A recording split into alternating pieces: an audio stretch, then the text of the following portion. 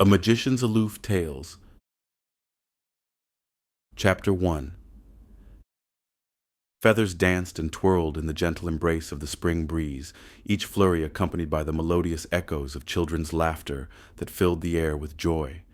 The sun shone brightly, glowing warm and invitingly over the vibrant capital. The streets were a lively tapestry of activity, children engaged in spirited play and passer-byers bustling through with their everyday lives. A group of kids armed with fluffy pillows swung at each other in a delightful melee, sending a flurry of feathers into the air like whimsical confetti, celebrating the joy of youth. The heavenly aromas of sweet pastries and freshly baked goods wafted through the streets, teasing the senses and stirring up a hunger deep within. The delightful scent of cinnamon and sugar mingled with the enticing smell of warm, crusty bread, creating a sensory tapestry that beckoned passers-by to indulge. This lively atmosphere unfolded in the bustling capital city of Thesian, a diverse and vibrant realm nestled between the territories of Brioche and Liatre. Brioche, a sprawling region inhabited by humans, boasted considerable size and wealth, its people celebrated for their resourcefulness and creative ingenuity. While they might not be the mightiest in physical strength, the sheer population and versatility of the human race made them a formidable force across the land.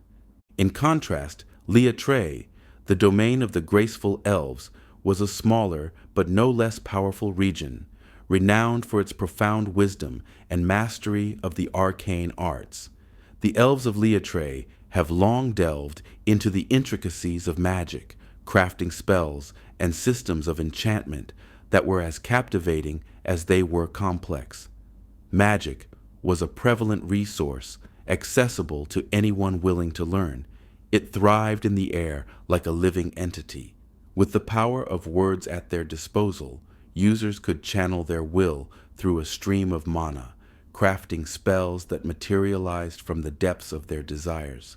With a mere 100 known spells and countless more simmering in the shadows, the possibilities were as infinite as the stars. Amidst this lively tapestry of life, a figure walked purposefully down the paved cobblestone streets of Thesian, taking in the breathtaking sights and the vibrant hum of community that surrounded him.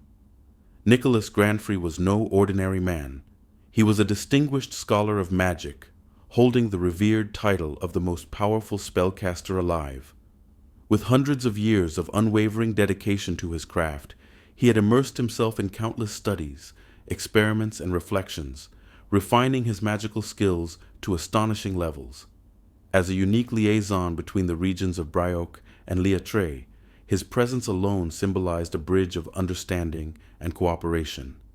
This bond was made even stronger by his daughter's marriage to Prince Harthron Greaves, the son of Brioche's human king, intertwining the fates of both realms in a tapestry woven from love and mutual respect. As he walked, his thoughts wandered, reflecting on the countless hours he had spent sequestered in his study, steeped in books and scrolls, consumed by his research. His assistant had finally insisted on dragging him away from his relentless academic pursuit. He had spent 5 days in a fervor of study without break, barely emerging to eat or sleep. Nicholas, embodying the spirit of a resolute scholar, had acquiesced to the exertion of a leisurely walk to clear his foggy mind. Standing tall, Nicholas was an older yet striking elf, his stature commanding yet graceful. He was clad in an elaborate gown of deep purple, embellished with exquisite black and gold markings that flowed fluidly, radiating an aura of elegance befitting his status. His long, silvery hair shimmered in the sunlight, a testament to both his heritage and his unyielding vitality. Despite the years that accumulated on his shoulders, his features retained that telltale youthful glow characteristic of the elven race. As he walked, the enticing smell of food abruptly captured his attention, causing him to halt in midst of the lively chatter. Aromas of garlic and roasted meat wrapped around him like an embrace, almost causing his knees to buckle under their tantalizing weight. It had been far too long since he'd last savored a meal, and the mouth-watering scent beckoned him with the promise of satisfaction, like a cool drink of water after a long, arid journey through a desert. With a resolute sense of purpose, he made his way toward the nearby tavern, determined to satiate his growling stomach. At the entrance, a cheery voice broke through the atmosphere. "Hey, Nick, where have you been? Fancy a plate?" A middle-aged woman, with a demeanor as warm as her hearty meals, waved cheerfully at him. Donned in a simple yet charming white and blue dress, Mrs. Nita was short and plump, her hazel eyes sparkling with good-natured mischief and gentleness. Standing at the door of the bustling establishment known as the Dragon's Bowl, she welcomed him with a smile that could brighten the cloudiest day. The tavern was a grand establishment, adorned with sturdy wooden beams and quaint clay walls that exuded warmth and comfort. A second story of the tavern served as an inn for those who might indulge too deeply in the tankards of ale on offer. Nita and her husband had spent years cultivating this establishment, transforming it into a beloved hub for patrons of all sizes and races, where laughter mingled freely with the clinking of mugs and the soft strains of music. With a smile gracing his features, Nicholas followed Nita into the lively tavern, where the rich tapestry of people from all walks of life blended seamlessly. "Like I could ever say no to your family's food, Mrs. Nita. How is business?" he replied, rubbing his stomach in anticipation. He sank into a sturdy wooden chair at a rustic table, nodding to a few familiar faces amidst the crowd. Some patrons recognized him thanks to his fame, while others had shared unique experiences alongside him during various quests and magical exploits. While Nicholas had become accustomed to the usual flow of familiar and unfamiliar faces within the tavern, it struck him that many newcomers had found their way into the city of Thesian, fostering a sense of curiosity in his heart. Seating himself, he felt the clamor of the tavern envelop him like a warm embrace. The patrons continued with their merriment, drinking, laughing, and sharing tales, as he took in the kaleidoscope of humanity and elven kind around him.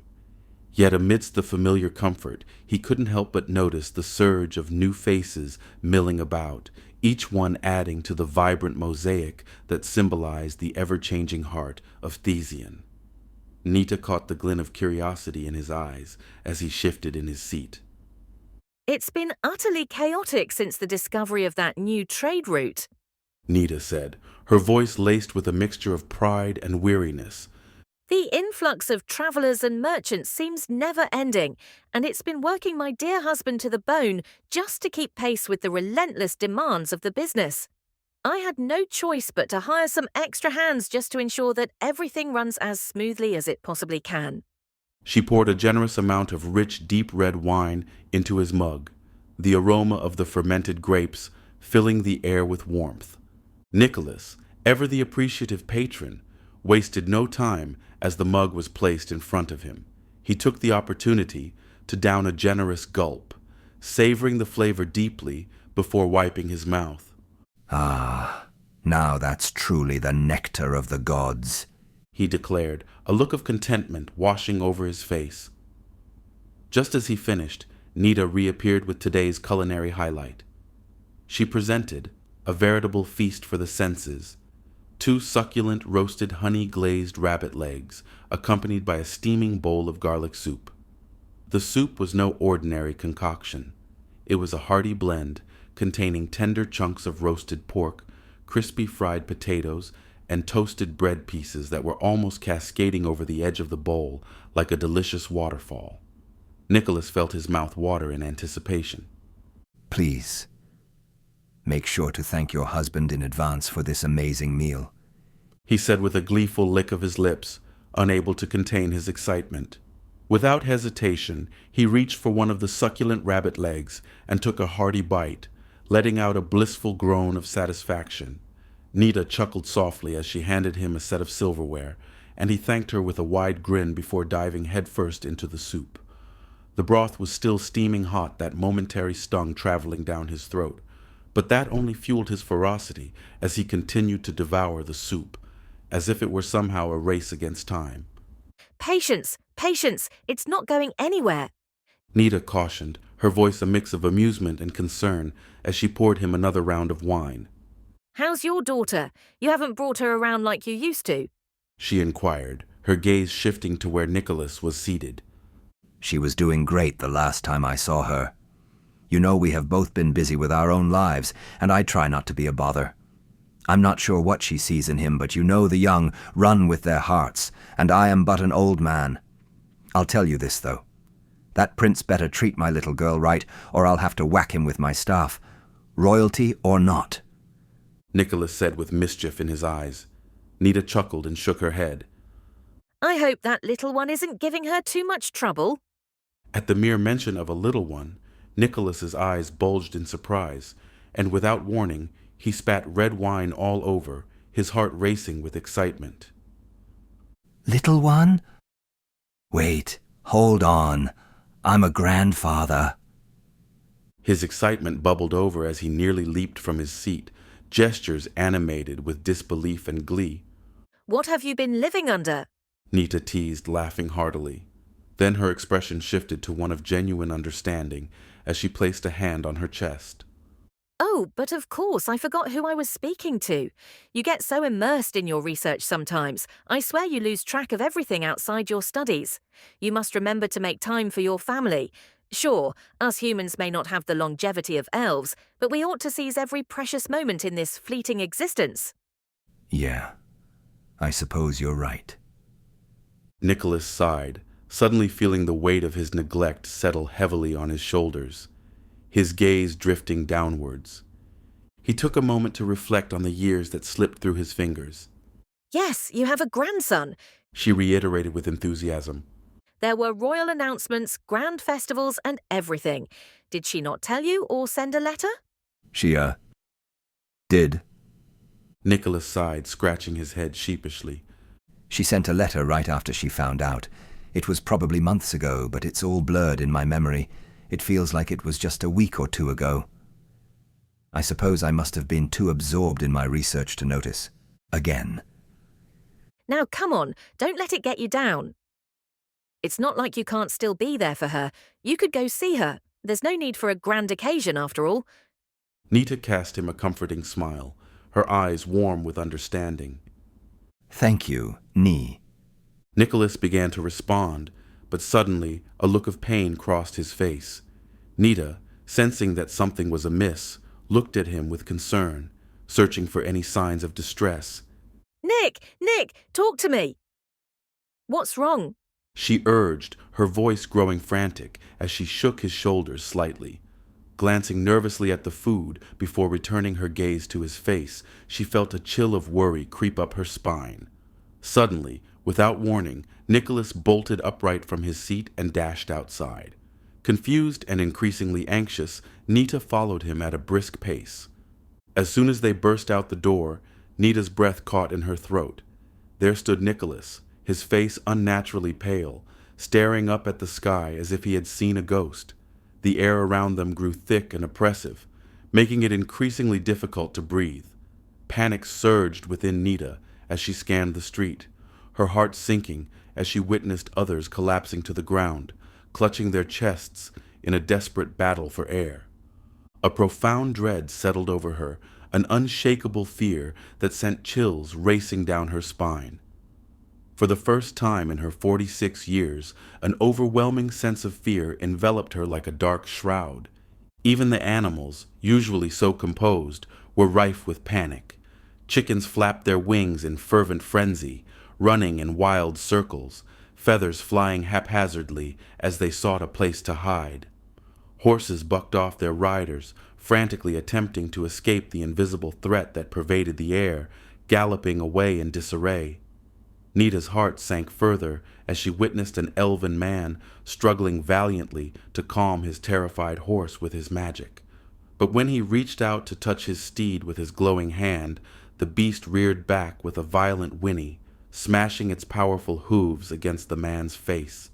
He crumpled to the ground with a sickening thud, lying there motionless, while the horse galloped off, frothing at the mouth in blind fear.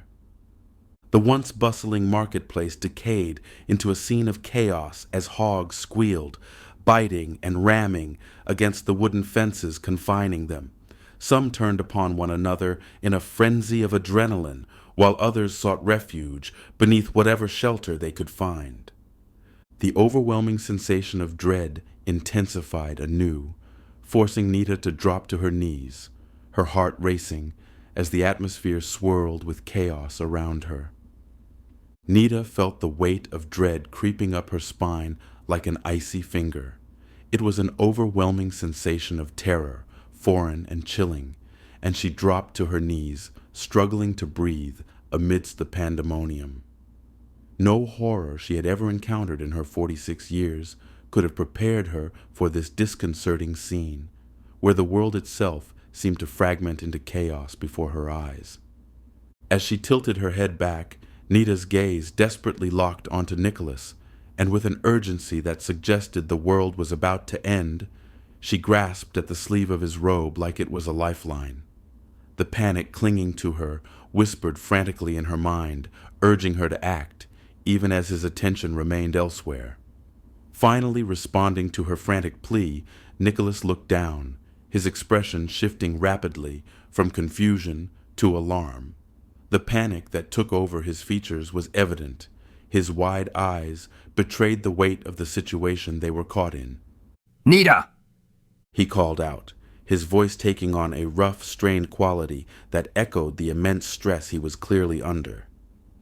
Without a moment's hesitation, he knelt beside her, his hand enveloping her in a protective grip as he quickly assessed her condition, his gaze darting toward the frenzied crowd around them.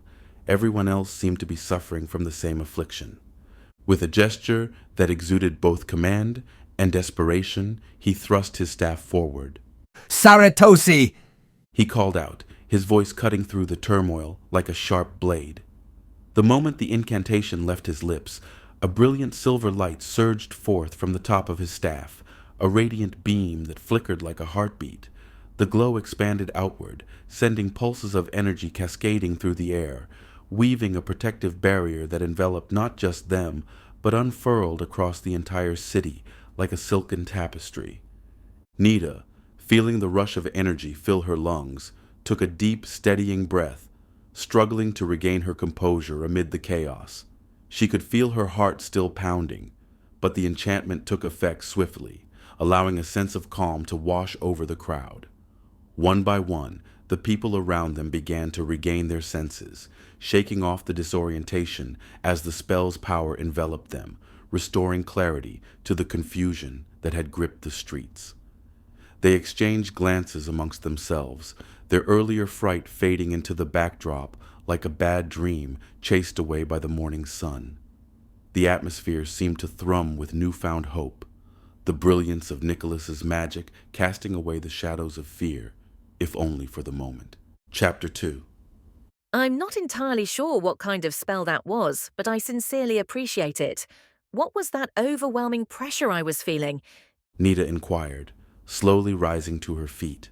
She paused for a brief moment, brushing off the dirt and debris that clung to her dress, her mind still reeling from the strange sensations that had just washed over her. That was gravity magic at play, though I must admit it carried an unsettling, unknown feeling that I've never encountered before. I was attempting to process that sensation while we were inside the tavern, but it felt akin to trying to read a tome while submerged beneath a roaring waterfall. The magical pressure was not just strong, it was absolutely maddening. The magical pressure was downright nauseating. Nauseating! Nita echoed, her brow furrowed in confusion as she scrutinized Nicholas's face, which was contorted with discomfort. Absolutely. Whatever entity or force is conjuring this immense pressure is undeniably powerful beyond measure, he elaborated. The usual confidence that characterized him was noticeably absent. A frown creased his brow, and beads of sweat began to form on his forehead, a sight that sent chills down Nita's spine. Those who knew Nicholas well were familiar with his calm demeanor and arrogance in the face of challenges, a man who typically reveled in teasing his rivals. But now, He resembled a terrified child awaiting inevitable reprimand from a stern parent. Just then, a massive dark gray orc burst through the tavern door, shattering it as effortlessly as if it were made of paper. The sheer force of his entrance sent splinters flying and Nita's heart racing. Nita! The orc bellowed, his gravelly deep voice. His no was swift and powerful. As he charged towards her, eyes ablaze with concern. He dashed past Nicholas, enveloping Nita in a bear-like embrace. Are you all right? He asked, pulling back just enough to scrutinize her closely, his gaze shifting appraisingly across her from head to toe. That strange pressure we just felt, it made me feel nauseous. Did you experience any of that? Bukrock asked, concern coloring his words as he looked up into the woman's gentle eyes. I was overwhelmed by emotions and worry and stepped out from the kitchen and nearly lost my mind when I saw you gone. Most of the patrons were either passed out or heaving their guts out all over the floor. Bukrock exclaimed, his tone both relieved and slightly distasteful as he remembered the scene. His attention quickly shifted to Nicholas as he released Nita from his grasp, his expression hardening into one of seriousness. Do you have any idea what's happening here? Bukrock asked, his eyes narrowing, radiating an unmistakable intensity. Nicholas took a moment to scrutinize the towering figure of the orc before him. Bukrock's presence was undeniably formidable. Scars marred his skin, and the remnants of his left ear, bitten off in some past skirmish, only added to his intimidating aura. He wore a fitted black shirt that accentuated his well-defined muscles, and a dirty apron slung over his knapsack pants, testimony to his dual life as both a warrior and a chef. Something violent and incomprehensibly powerful is ravaging the sky. Nicholas clarified, his tone serious. He pointed dramatically toward the heavens, his staff clutched tightly in his hand. Dark, ominous clouds began to stir in the sky that were not present before. The sun was blocked out, and it looked like it could storm soon. I don't have all the answers, but I can feel immense waves of mana crashing like an ocean up there. Well, what should we do? Is there someone we need to speak with to address this situation? Nita asked, her eyes darting back and forth between Bukrock and Nicholas as the gravity of their predicament began to settle in. Nicholas sighed, his face etched with a mixture of resignation and reluctant determination. Unfortunately, I'm the one you're going to have to consult about this. I'd rather avoid it, but I need to ascend and discover what peril is brewing up there. He gripped his staff tightly, the weight of responsibility heavy in his hands. Aleri. Nicholas murmured softly, tapping his staff against his chest, preparing to take off into the unknown. However, before he could leap into action, Bukrock stepped forward, his eyes blazing with determination. Take me with you, he insisted, his tone leaving little room for negotiation as he let go of Nita's arm. Absolutely not.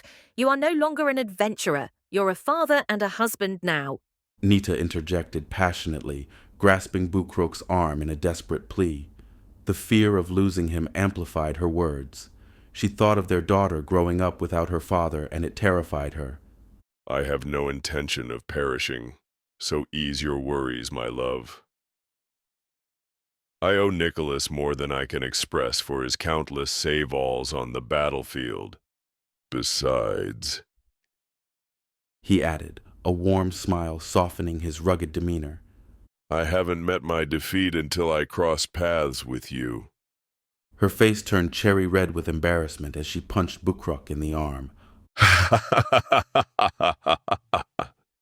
He let out a hearty laugh, and the tension lessened for a moment. I'm serious, she said with a pout, her arms now crossed. Bukrock stopped laughing and leaned over to her inches away from her face. I will make it back to you. You're my strength, and our daughter is my purpose. That's right, and let's ensure it stays that way. Just promise me you won't act recklessly, and if things get too dangerous, I want you back here immediately. she countered, her voice laced with earnest concern, an unyielding worry etched across her face. All right then, I'll go tell the patrons the kitchen is closed. But before Bukrok could finish his sentence, a small voice interrupted, stopping him cold. Daddy! A small, tremulous voice interrupted, halting the burly orc in his tracks, causing his heart to lurch. He turned toward the tavern just in time to see a tiny half-orc girl standing next to the shattered door frame, her wide, soft orange eyes shimmering with emotion. Unlike him, she bore no tusks, her small mouth unmarked by the fierce traits often associated with orcs. Dressed in an oversized cooking apron draped over her petite form, the little girl's face was a blend of innocence colored with worry, as tears began to trickle silently down her cheeks. Please don't leave! She whimpered, her voice fragile yet filled with desperation. In that moment, Bukrok understood the gravity of the situation, the tug between duty and the love he bore for his family weighing heavily on his heart. Mommy, I'm scared. Daddy, why did you run out of the kitchen? Why did it hurt to breathe? The terrified little girl's voice trembled, her questions becoming increasingly muffled and indistinct beneath the relentless waves of her sobs. Nita dashed over, scooping her daughter into her embrace, rocking her gently like a fragile treasure, all the while patting her back in a soothing rhythm. Bukrok, however, stood there, his jaw clenched tighter than a rusty nut on a well-used bolt. Awkwardly, he turned his back to his family in helplessness, unable to provide the comfort they so desperately needed at that moment. Hold tight, I'll be back, Bukrok said with an air of determination. He shot up a fist as he spoke, but didn't turn around to meet his family's gaze. His daughter happened to stop crying at the moment of hearing her father speak, and looked up to see a proud orc with a fist outstretched. It turned her fear and worry into hope, as she knew her daddy wouldn't lie to her. A tear left Nita's eyes as she watched her husband, but she refused to speak. She felt anything else she would say to him to convince him to say otherwise would be fruitless. He gave a quick nod to Nicholas, who returned the gesture. Allery. Nicholas spoke out as he tapped Bukrok's broad chest. In an instant, a shimmer of magic enveloped Bukrok, lifting him off his feet and into the ethereal embrace of the sky. Nicholas, with a firm grip under Bukrok's massive arms, began to rise, a partnered ascent into the unknown. Chapter 3. As Nicholas and Bukrok soared higher, ascending a couple 100 feet, an unexpected and crushing weight descended upon them once again. The sensations were starkly different. If the previous assault felt like a waterfall, this felt akin to an entire avalanche crashing down on them. Bukrok fought to draw breath, his eyes bulging wide in agony, his muscles rigid, groups of veins resembling angry serpents trying to escape the confines of his skin. Nicholas struggled alongside him. He could hardly lift his head, drowning in a mix of visceral dread and the oppressive force threatening to smother him. His gaze fell downward, and through the dim agony, he caught sight of Nita, cradling their frightened daughter on the ground, her expression marred with worry, mirrored by countless others around them who had either collapsed or were kneeling in despair. With a surge of determination, Nicholas pointed his staff toward the beleaguered city, bellowing, Aduima! A shimmering, translucent barrier of yellow blossomed around the city, a guardian's embrace against the encroaching darkness.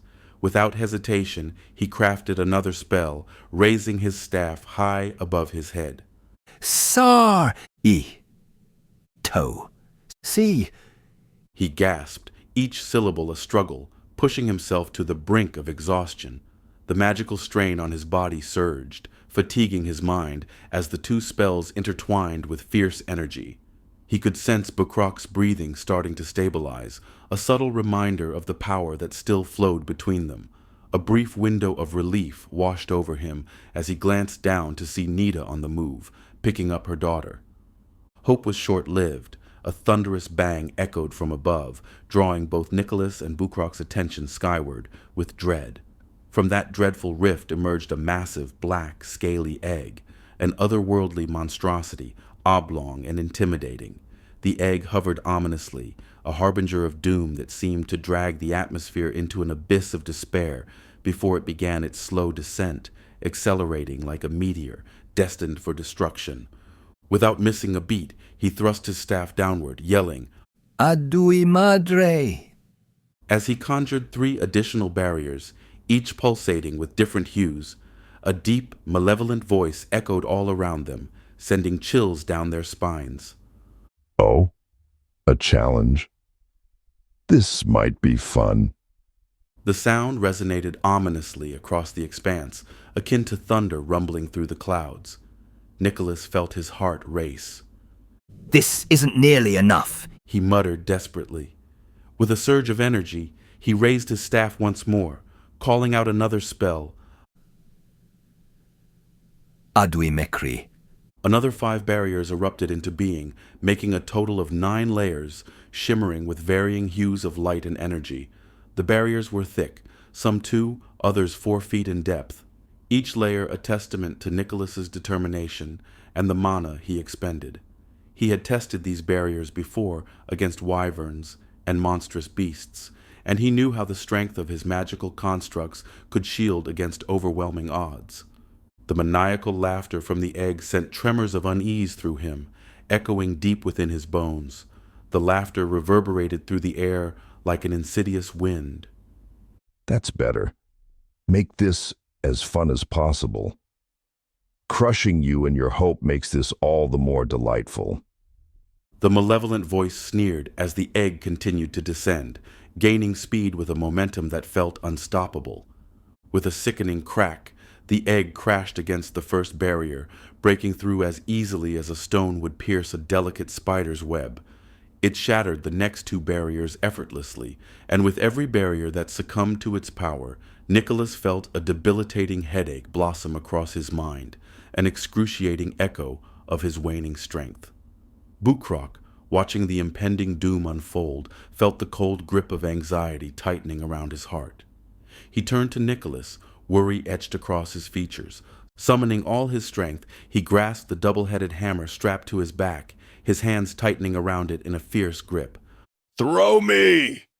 Bukrok roared, lowering himself into a battle-ready stance, fire igniting beneath his skin. Why do you want me to hurl you like a cannonball? Why not just fly over there? Nicholas questioned, incredulous. I might not have a clue how to soar like a pixie over there, but I certainly know what it's like to be thrown around, Bukrok remarked, the word pixie escaping his lips with a hint of a groan.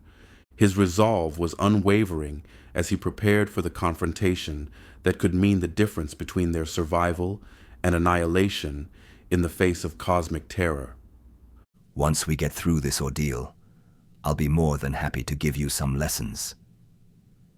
Nicholas chuckled, his warm laughter echoing in the open air. Save your delusions for someone who cares, old man. Bukrok shot back, a note of playful defiance lacing his voice. I prefer keeping my feet firmly planted on solid ground. He maintained his stance, grounded in determination. With an elegant flourish, Nicholas waved his staff in a rhythmic swaying motion, conjuring an arcane incantation. Wensigale! He called out, the syllables practically crackling with energy. Suddenly, a surge of force propelled Bukrok towards the colossal egg with jaw-dropping speed. The abrupt velocity jolted him, leaving him barely able to prepare for the whirlwind that ensued. Ah! Bukrok shouted, the violent momentum threatening to churn his stomach and unleash his last meal all over himself. Bukrok felt his body start to spin uncontrollably, whipped around like a leaf caught in a tempest. Nicholas, with precise control, ensured that Bukrok would pass through the barriers without harm. At last, Bukrok found himself positioned right in front of the egg, just as it had obliterated the 4th barrier. The staggering momentum of his flight was beginning to wane, and he readied himself for the impending collision. Bracing for impact, he tried to channel the last remnants of his rotation into a strategic rolling strike. hoping to convert his dizzying speed into a powerful blow. The instant his hammer connected with the hard shell, a deafening crack resonated, swiftly morphing into a chaotic symphony of cracks and snaps ringing in the air. Bukrock hung motionless for a moment, suspended before the now fractured egg, clutching his aching hands, which throbbed as if he had just leapt off the rooftop of a towering building and landed awkwardly. Nicholas observed Bukrock's intense power and undeniable performance with a mix of admiration and astonishment. To the colossal egg, Bukrock was little more than a pest, an insignificant ant in comparison to the magnitude of the challenge before him. Yet, against the odds, not only had Bukrock managed to crack the surface of the shell, but he had also halted its descent, leaving the egg precariously balanced on the fifth barrier. A self-satisfied grin spread across Bukrock's face, visible from hundreds of feet away. Nicholas couldn't help but wager that, had he been closer, Bukrock would have been bragging about his brilliant strategy. Bukrock's battle hammer lay embedded at the site of the impact, half wedged into the scaly shell of the egg. He winced as he reached for it, a sharp flare of pain shooting through his hands, but pushing through the discomfort with a grim determination. Impressive, little mortal. A voice reverberated ominously from within the egg, an echo that seemed to crawl into their very souls. It has been several millennials since anyone has dared to successfully get in my way. Congratulations. You have annoyed me. The words tumbled into their minds, not as sounds, but rather as a telekinetic roar pulsating through their thoughts and leaving a lingering sense of dread. Bukrock steeled himself, adopting a combat crouch as uncertainty fluttered in his gut. He was preparing for a threat he couldn't yet comprehend. In the blink of an eye, a colossal, scaly arm erupted violently from the remnants of the shell, swinging down towards Bukrock with terrifying speed. Though he anticipated the attack, he found it nearly impossible to evade it. The dark blur of the appendage engulfed him, sending him crashing downward toward the city like a falling star. Nicholas, now painfully aware of the urgency of the situation, managed to react just in time to manipulate the last 4 barriers, allowing Bukrock to break through them unscathed. But the moment Bukrock was thrown past the 5th barrier, it shattered under his force, creating a spectacular explosion.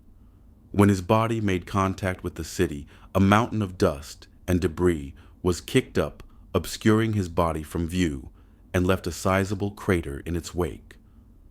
From the depths of the eggshell, a pair of gleaming amber eyes glared out, radiating an unsettling presence. A crackle of telepathic energy pierced through Nicholas's very being, igniting horror that coursed through his veins. Reacting quickly, Nicholas delved into the depths of his robe, fingers brushing past enchanted trinkets until they clutched a small glass vial filled with a shimmering blue liquid. The golden eyes of the monstrous entity zeroed in on him, but made no move as the mage raised the vial in a toast to fate, gulping down the contents as if it were the elixir of life itself.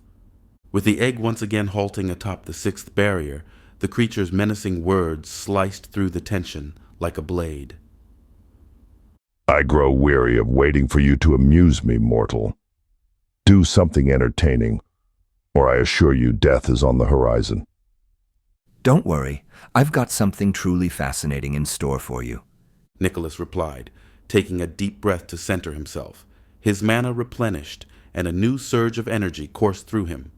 With both hands firmly gripping the intricately carved staff, Nicholas stood resolute before him, his focus locked on the ominous, dark crevice in the shell of the mysterious egg.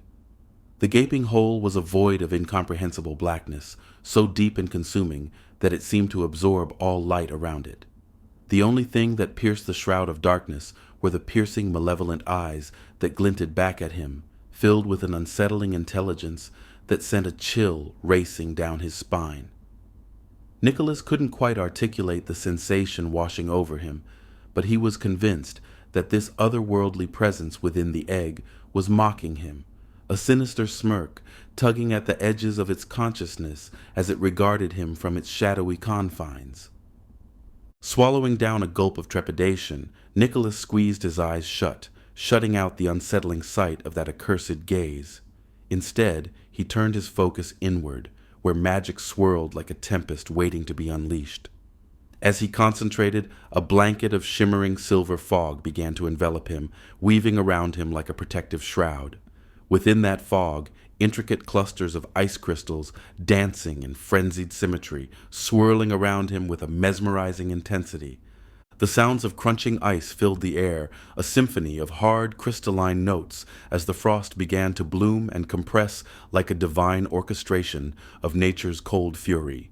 Each sharp crack of ice resonated like applause for the grand performance about to unfold. With each pulse, the ice coalesced into a sharp lance, an icy spear growing larger and more formidable with every second until it reached an imposing size akin to that of a quaint cottage. Nicholas inhaled deeply, the frigid air filling his lungs, bracing himself against the biting cold that sent shivers down his spine. He could feel the weight of the moment bearing down upon him, and with a roar that echoed through the chamber, he bellowed, "Frelysium!" The word reverberated loudly, laced with power, as the immense ice lance broke free from his grasp, spiraling away from him with breathtaking speed and lethal intent. The frosty projectile whirled through the air like a comet, gathering momentum as it zeroed in on the target. It crashed into the dark hole of the egg with a resounding thud that resonated like thunder, shattering the stillness of the moment and sending shards of icy debris scattering into the air like a dazzling show. The resounding thump of impact reverberated through the air, followed by an explosive burst of frost that enveloped the surrounding area, creating a storm of glistening ice particles that twinkled like stars in the aftermath of the magical onslaught. Nicholas floated there in silence, hoping to have made some type of progress against this world-ending creature. Chapter 4. Several minutes earlier. Down on the ground, away from the conflict, mass hysteria has broken loose in the city. An enormous egg-shaped object emerged from the sky and is falling down. Frightening noises and weird magic are causing people to convulse on the floor and animals to lose their minds. Some parts of the city reverted to robbing and stealing, looking to set themselves up with a head start after moving. The city guards were once ordered to guard the gates and stop the people from leaving. At the gates, violence quickly took over the peaceful citizens of Thesean. They started off waiting for the guards to pass out writs of leave. These documents would gather information on who was leaving, their property, social standing, land, etc. This started off well, but after the last fear-causing magic attack, people no longer wanted to wait and started fighting to get out. No one was safe from the frenzy, not even the guards. Casualties stacked high even before the object dropped from the sky. In a dark alley, a man started to rouse from his stupor from off the ground. His clothing, once charming with elegant threads of white, red, and green, is now a mess to behold. Mud stains ruined his clothing and mood. After getting to his feet, he looked down onto his clothes with disgust and anger. His cloak was now dirty and tattered. He went to check his pocket for his handkerchief, but found it missing along with his money pouch. Panic struck him at once, and he looked around on the ground while still checking his pockets. Luckily, he never walked around with all his money, but what was in there could keep a commoner living comfortably for a year. The man continued to look around before giving up and cursing to himself. The last thing he remembers was something exploding in front of him, causing him to black out. "Where the fuck am I?" he said as he looked around, still hoping to catch a glance of where his money went. His talons tapped the brick road with a clacking noise as he thought to himself. He looked up in the sky and cursed as he saw the object a lot closer than it was before. It seemed like it was several hundred feet from the ground, and there were translucent layers keeping it in place. It had smashed through a lot of the magical layers already, and had a few left before it would be unhindered. There was what seemed to be a man in the sky with the object. Some of the other city folks said it was the regional guardian wizard. Nicholas Granfrey was known as the strongest wizard alive, and he was up in the sky alone, trying to prevent a catastrophe. "I hope he is as strong as the rumors make him out to be," he said to himself. The sheer size of the egg object could easily destroy 1/3 of the city just coming down. The amount of damage so far prevented from Nicholas was untold. At this point the city, and even more, might have been wiped away. The man didn't care if Nicholas won or not. He just wanted him to keep that egg at bay till he was gone. Jaquao jumped up and shed the green and white cloak he was wearing. Blue feather wings with white tips spread appeared from his back, and he took flight. His wings were a separate appendix to his arms, allowing his hands to be free. He was an Alophrian, which was a race of bird folk that mostly lived up north, up in the Gimika Mountains. That mountain range belongs mostly to dwarfs and Alophrian. Jaquao was tall and slender, and had rough skin made of tough keratin. He took a moment to study his surroundings. A couple streets over was a huge explosion site that seems like the cause for Jaquao's blackout. There was what looked like a person in the hole, but he wasn't completely sure. He also wasn't sure how the man came to be there or create that much destruction. Jaquao decided to check it out after he grabbed his wife. Every second counted, and he didn't have time at the moment to be nosy. She was unable to escape, and he was her only hope. Jaquawe desperately endeavored to keep his extraordinary ability to fly under wraps. The manifestation of death loomed in the skies above. Maintaining secrecy about his unique racial traits became a secondary concern. Survival was far more critical than discretion. Being part of a birdfolk race often made him coveted by the wealthy elite as exotic pets. Jaquawe often faced the ever-present danger of being captured. Demi-human variants, such as his, made people not fully view his race as equals. With no legal protections in place for beings like him, he had learned the importance of masking his true identity. As he soared through the air, scanning the expanse of the city beneath him for his hidden safe haven, Jaquawe darted about with urgency and precision. After what seemed like mere moments, he spotted his sanctuary, not because it was near, but due to his remarkable flying speed, which allowed him to traverse the entire city in barely a minute if he truly wished to. Yet even with the chaos unfolding around him, he refrained from such reckless haste. Drawing unnecessary attention to himself was a risk he could not afford. As soon as his feet hit the ground, he sprang into a sprint, his heart racing like a wild drum in his chest. He saw townsfolk swarm past him in a chaotic blur, their faces etched with fear and urgency. The crowd jostled him relentlessly as he fought to reach the elusive latch that secured the entrance to his hidden refuge. In the chaos, he was knocked to the ground, feeling the weight of bodies pressing down on him. Desperate, Jaquawe struggled to rise, instinctively brandishing his dagger to ward off those around him. Blood trickled from his mouth, pain radiating through his battered body. His wings were smudged with dirt, evidence of the footsteps that had trampled over him, some, he suspected, with intent. With a cautious backward step toward the alleyway, he kept his dagger raised, ready to defend himself against the swirling mass around him. However, a wave of horror washed over him when he arrived at the spot, only to find a massive chunk of rubble as big as a wagon blocking his way. Jaquawe stood frozen, paralyzed by a wave of hopelessness that threatened to consume him. But then, a flicker of inspiration ignited in his mind. Just before flying in search of his hideout, he had spotted a sturdy man. The figure had been caught in the devastating crater that marred the ground.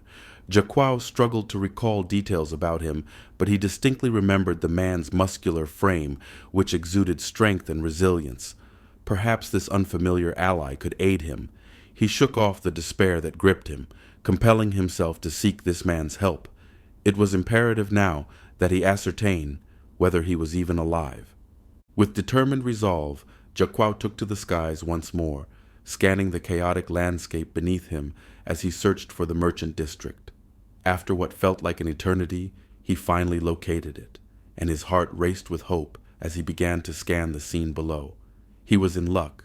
The quick flash of color caught his eye. A cart, laden with an assortment of half-broken bottles housing a kaleidoscope of vibrant potions, stood abandoned among the fray.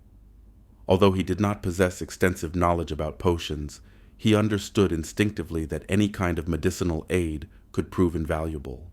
His heart sank briefly upon noticing the cart's owner, who lay motionless a few paces away, a heavy stone resting mercilessly upon his face.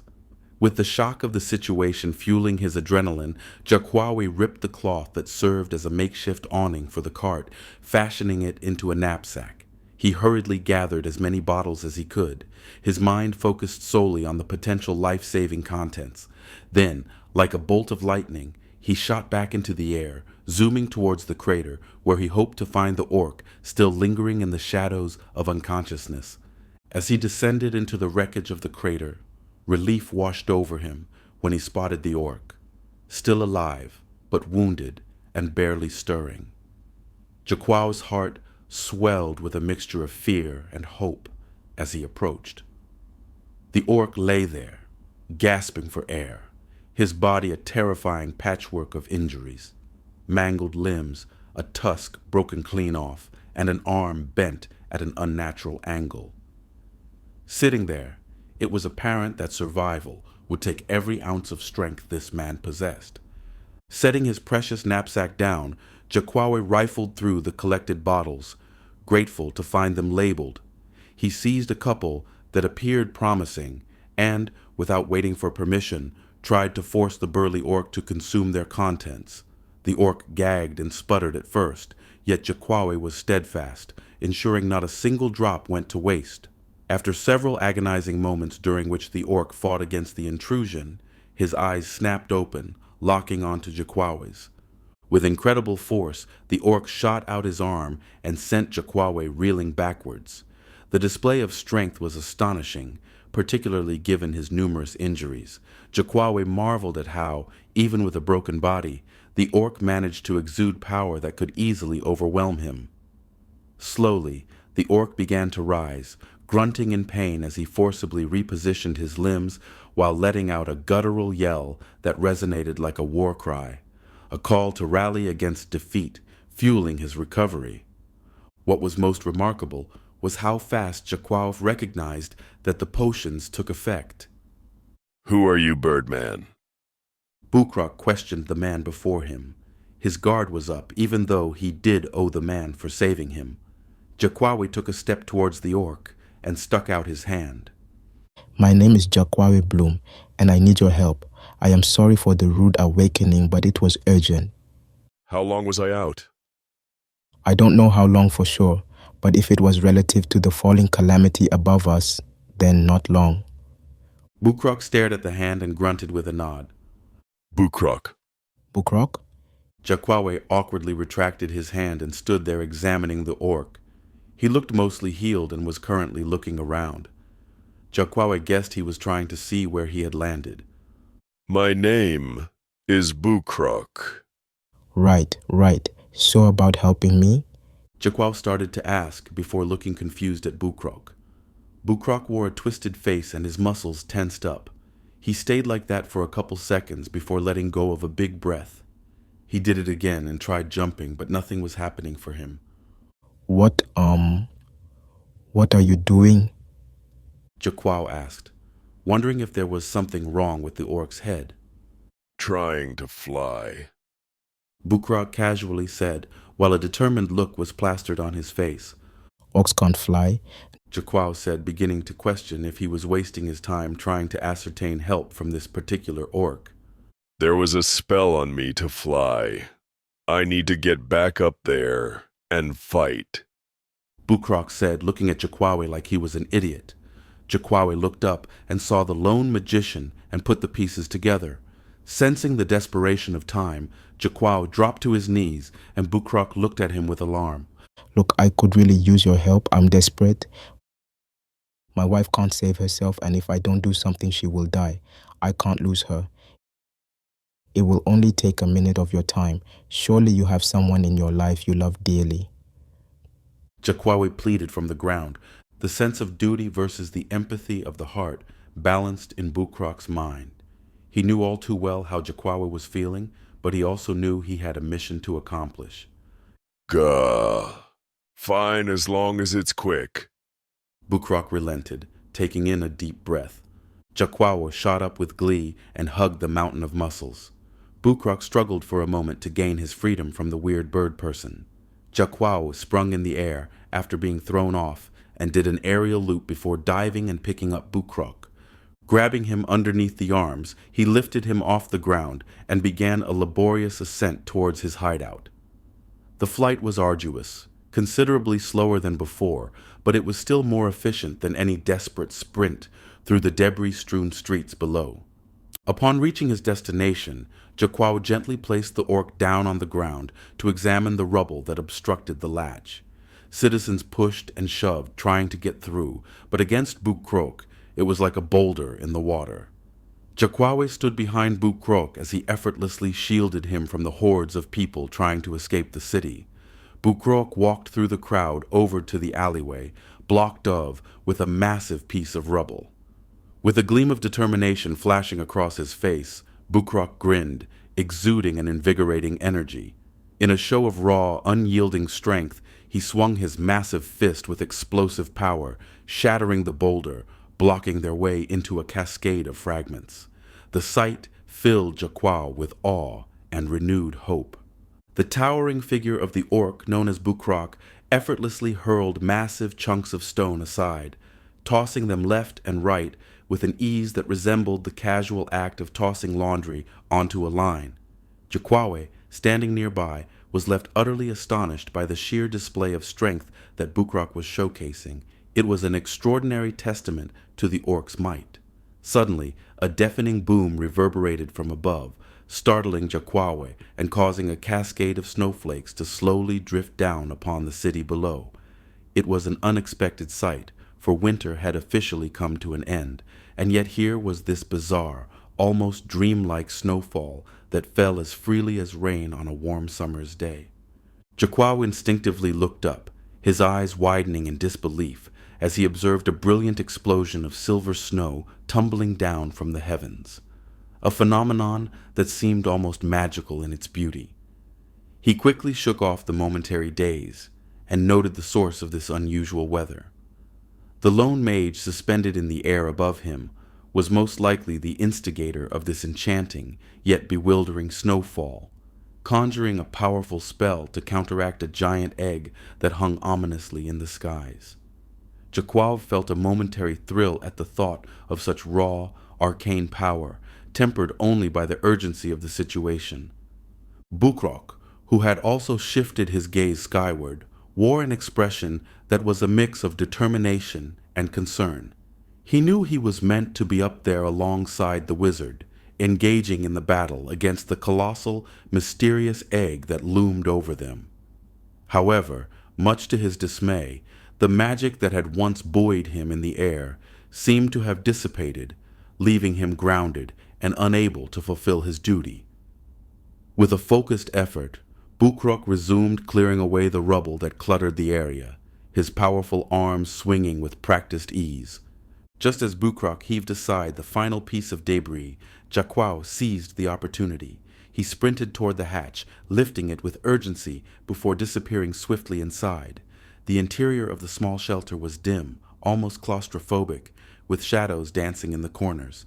Jakwawa's excellent night vision gave him a clear advantage. He had come to know this dimly lit space quite well. The meager furnishings were sparse, the highlight being a humble straw bed pressed against one wall. Upon that bed lay his beloved, motionless yet radiating a tranquil beauty, her delicate form wrapped in stillness. The soft flutter of her magnificent red and purple wings was mesmerizing as they rose and fell gently with each breath she took. Her ebony hair framed her face, a stark contrast to her ethereal features, enhancing the delicate doll-like appearance that captivated Jakwawa's heart. The soft, light purple dress she wore complemented her stunning wings perfectly, wrapping around her like a soft embrace. Overwhelmed by a wave of affection, Jakwawa moved closer, almost reverently, as if approaching a hidden treasure.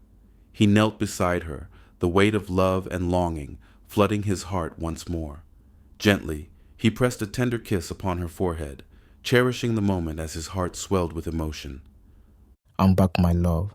We need to leave," he whispered. With care, he gathered her into his arms, holding her softly against his chest. feeling the warmth of her body against him as he stepped back outside to where Bukrok was waiting. The orc paused for a moment, taking a moment to study the pair before him. His expression seemed to communicate respect for Jaquao's sense of responsibility. He understood the urgency of their situation and knew they needed to move quickly. Bukrok determined that the best course of action was to safely escort his family out of the city, intending to enlist the help of the Birdman. He only wanted the safety of his daughter and wife amid the unfolding chaos. At the rate the battle was going above, there was no way to stop that egg's descent.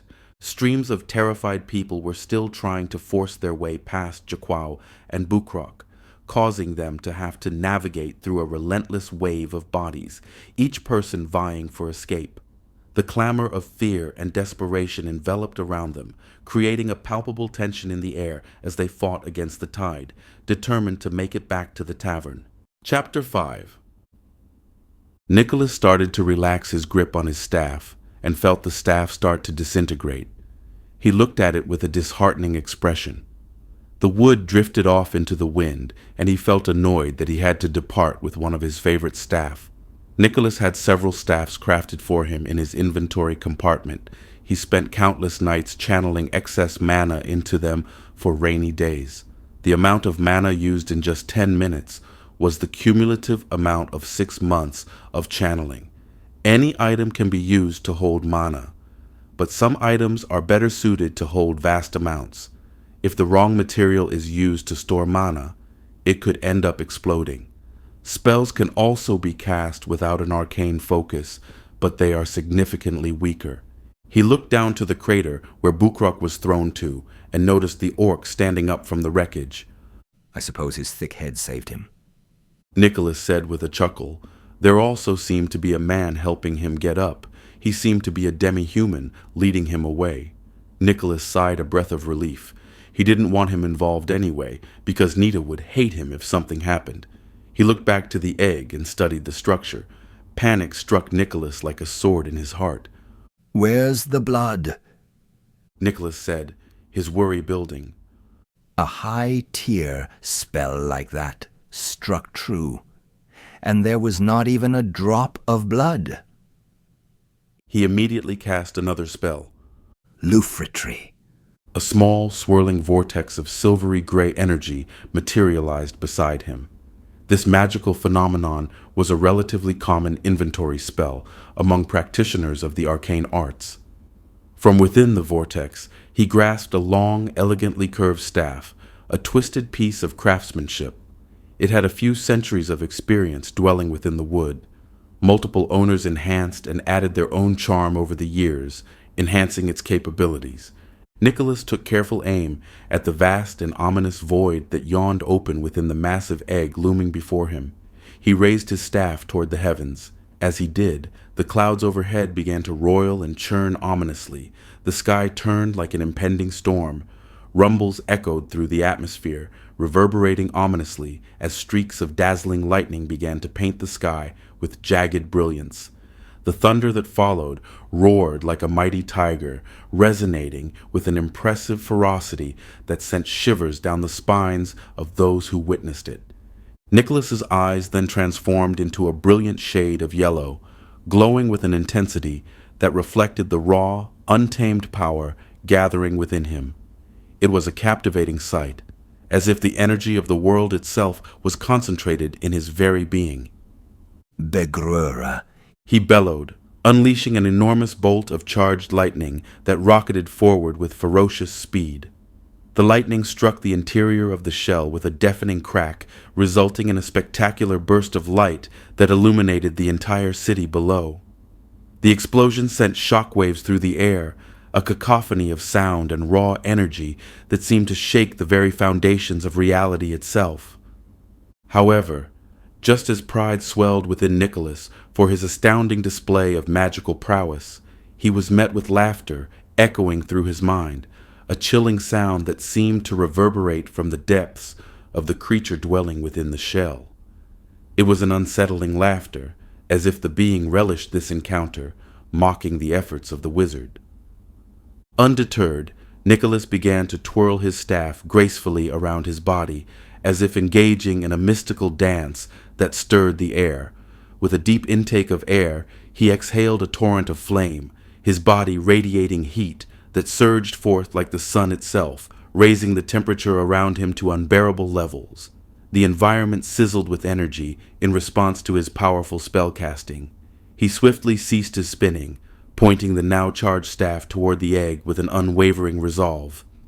Yet despite all his efforts, the laughter persisted, an incessant reminder to Nicholas that in this fight he might actually be the underdog. That haunting sound suggested that his attempts to vanquish it might have merely grazed its formidable defenses. Nicholas knew in his heart that he was perhaps the only flicker of hope left for the troubled city beneath him, the metropolis of innocent lives and dreams that now faced potential annihilation from the devastating threat of this colossal eggshell. The stakes were impossibly high, and he could not afford to falter. He shouted, Imparium! As a massive fireball erupted from the end of his staff and hurtled into the depths of the egg. The once red flames transformed into a vibrant azure just before Nicholas let it loose. The sheer force of the explosion within the shell sent ripples of energy across the land. But to his bewilderment, the creature persisted in its obnoxious laughter, as if dismissing the catastrophic impact with scorn. The cunning monster seemed to absorb the spell's potency without a scratch, rendering Nicholas's explosive onslaught nothing more than a mere inconvenience. With the fire spreading within the shell, Nicholas was finally able to witness the horror that has been plaguing him in the city. It was a black dragon with scales that shone like the night sky. But there was something weird about the creature, as it seemed almost translucent. The creature within the fiery depths raised its massive tail, swinging it with formidable force through the air. It sent a hailstorm of smoldering debris tumbling all around, pieces of shell and blazing fragments raining down around the city like angry embers. The once peaceful skyline now buzzed with chaos as trees ignited one by one, their leaves crackling and blackening against the encroaching inferno. With each fiery burst, a thick smoke began to swirl upward, choking the air and filling the hearts of the inhabitants with dread. A feeling of guilt settled like a cold stone in the wizard Nicholas's throat, an unwelcome sensation amidst the tumult. The flames twisted and roared, creeping closer and closer, almost as if they sought to construct a prison of fire around the city that he had sworn to protect. Standing defiantly upon the sixth magical barrier, the dragon's massive form towered over the chaos, its talons drumming ominously against the shimmering surface of the magic that held it at bay. A voice resonated within Nicholas's mind. The dragon mused, Interesting. You truly believe this barrier can hold me? It seems it has managed to stop me for a moment. But sadly for you, I long to feel the ground beneath my feet. At that moment, a palpable weight pressed down upon Nicholas, an oppressive force that attacked his senses with relentless intensity. He could feel his body beginning to buckle, despite the spell he had so painstakingly invoked, still holding strong. It was the same unsettling sensation that had struck him when the dragon's egg had first revealed itself to the world, a cosmic intensity that spoke of unfathomable power. Gravity magic. He forced through gritted teeth, the words emerging like stones from his mouth. The dragon responded with a mocking edge. Oh, so you possess a smidge of intelligence. How quaint. Yet it matters little. The weight only intensified, compounding in significance until Nicholas felt as if he were being crushed under the force of an entire mountain. The overwhelming presence of the dragon's raw power seeped into the air around him. In a mere blink, the sixth barrier shattered like fragile glass beneath the dragon's sheer force, sending shards of magic flying in all directions. The dragon descended upon the seventh barrier, its laughter echoing through the chaos, a sound both terrifying and proud. The seventh layer exploded upon impact. No.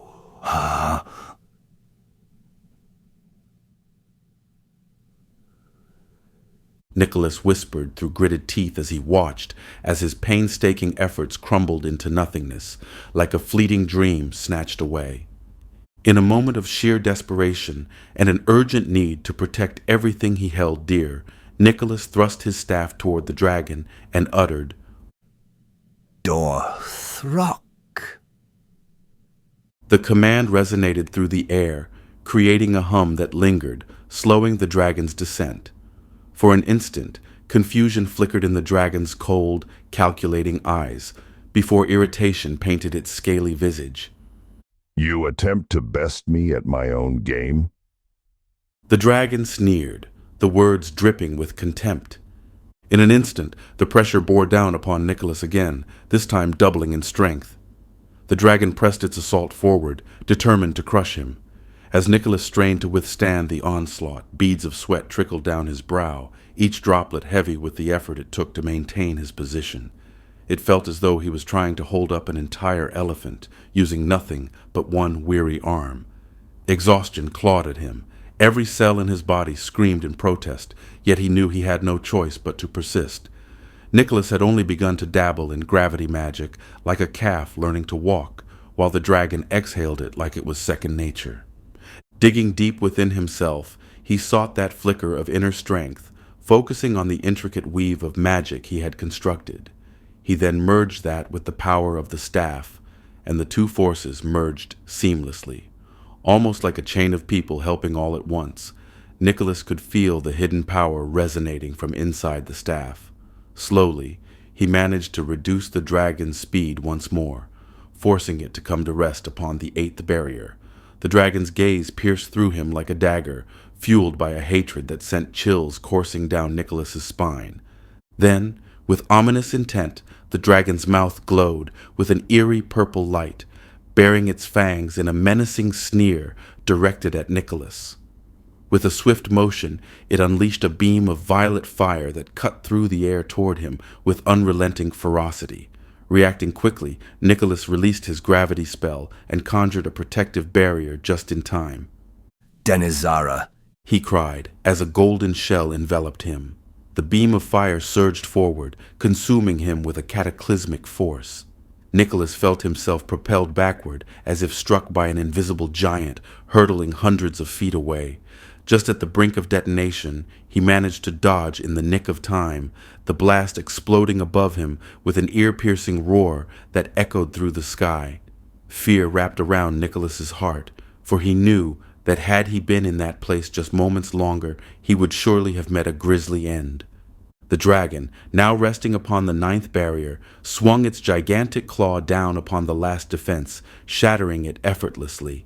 Nicholas focused intensely, using the flight spell to will himself forward, straight at the dragon. His mana at this point was nearly tapped out. His vision was blurry, and exhaustion was setting in. He felt helpless as he flew slowly back to the city he desperately tried to save. Chapter 6. Wait. Several minutes earlier. Down on the ground in the city, Bukrok and Jakwawe could be seen sprinting through the violent streets. Both run like their lives depend on it, narrowly dodging panicked citizens as they navigate a scene that seems to have spiraled into pure mayhem. Jakwawe cradles his wife, still blissfully oblivious to the nightmare unfolding around them, snugly tucked in his arms.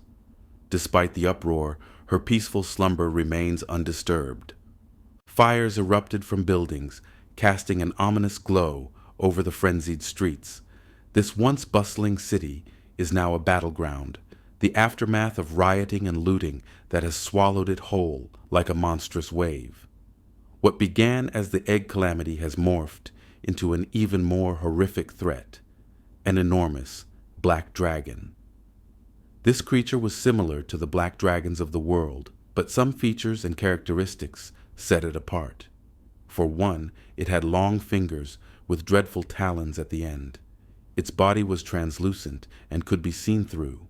Its body was also elongated like a snake. The beast stood upon the final couple of barriers protecting the city, and its mere presence sent dread through every onlooker. The sheer scale of this dragon is another terrifying prospect. It dwarfs the largest dragons ever documented. It is an embodiment of unknown terror whose origins remain a mystery to all. As Bukrok led the frantic charge down the cobblestone street, the chaos around them reached a high. Countless bodies can be seen littering the ground, desperate worshippers pleading to the heavens for mercy as they witness the unraveling of their world. Civil unrest reigns as enraged citizens grapple with one another, each trying to snatch whatever resources they can, while panicked horses gallop wildly through the throngs, adding to the pandemonium.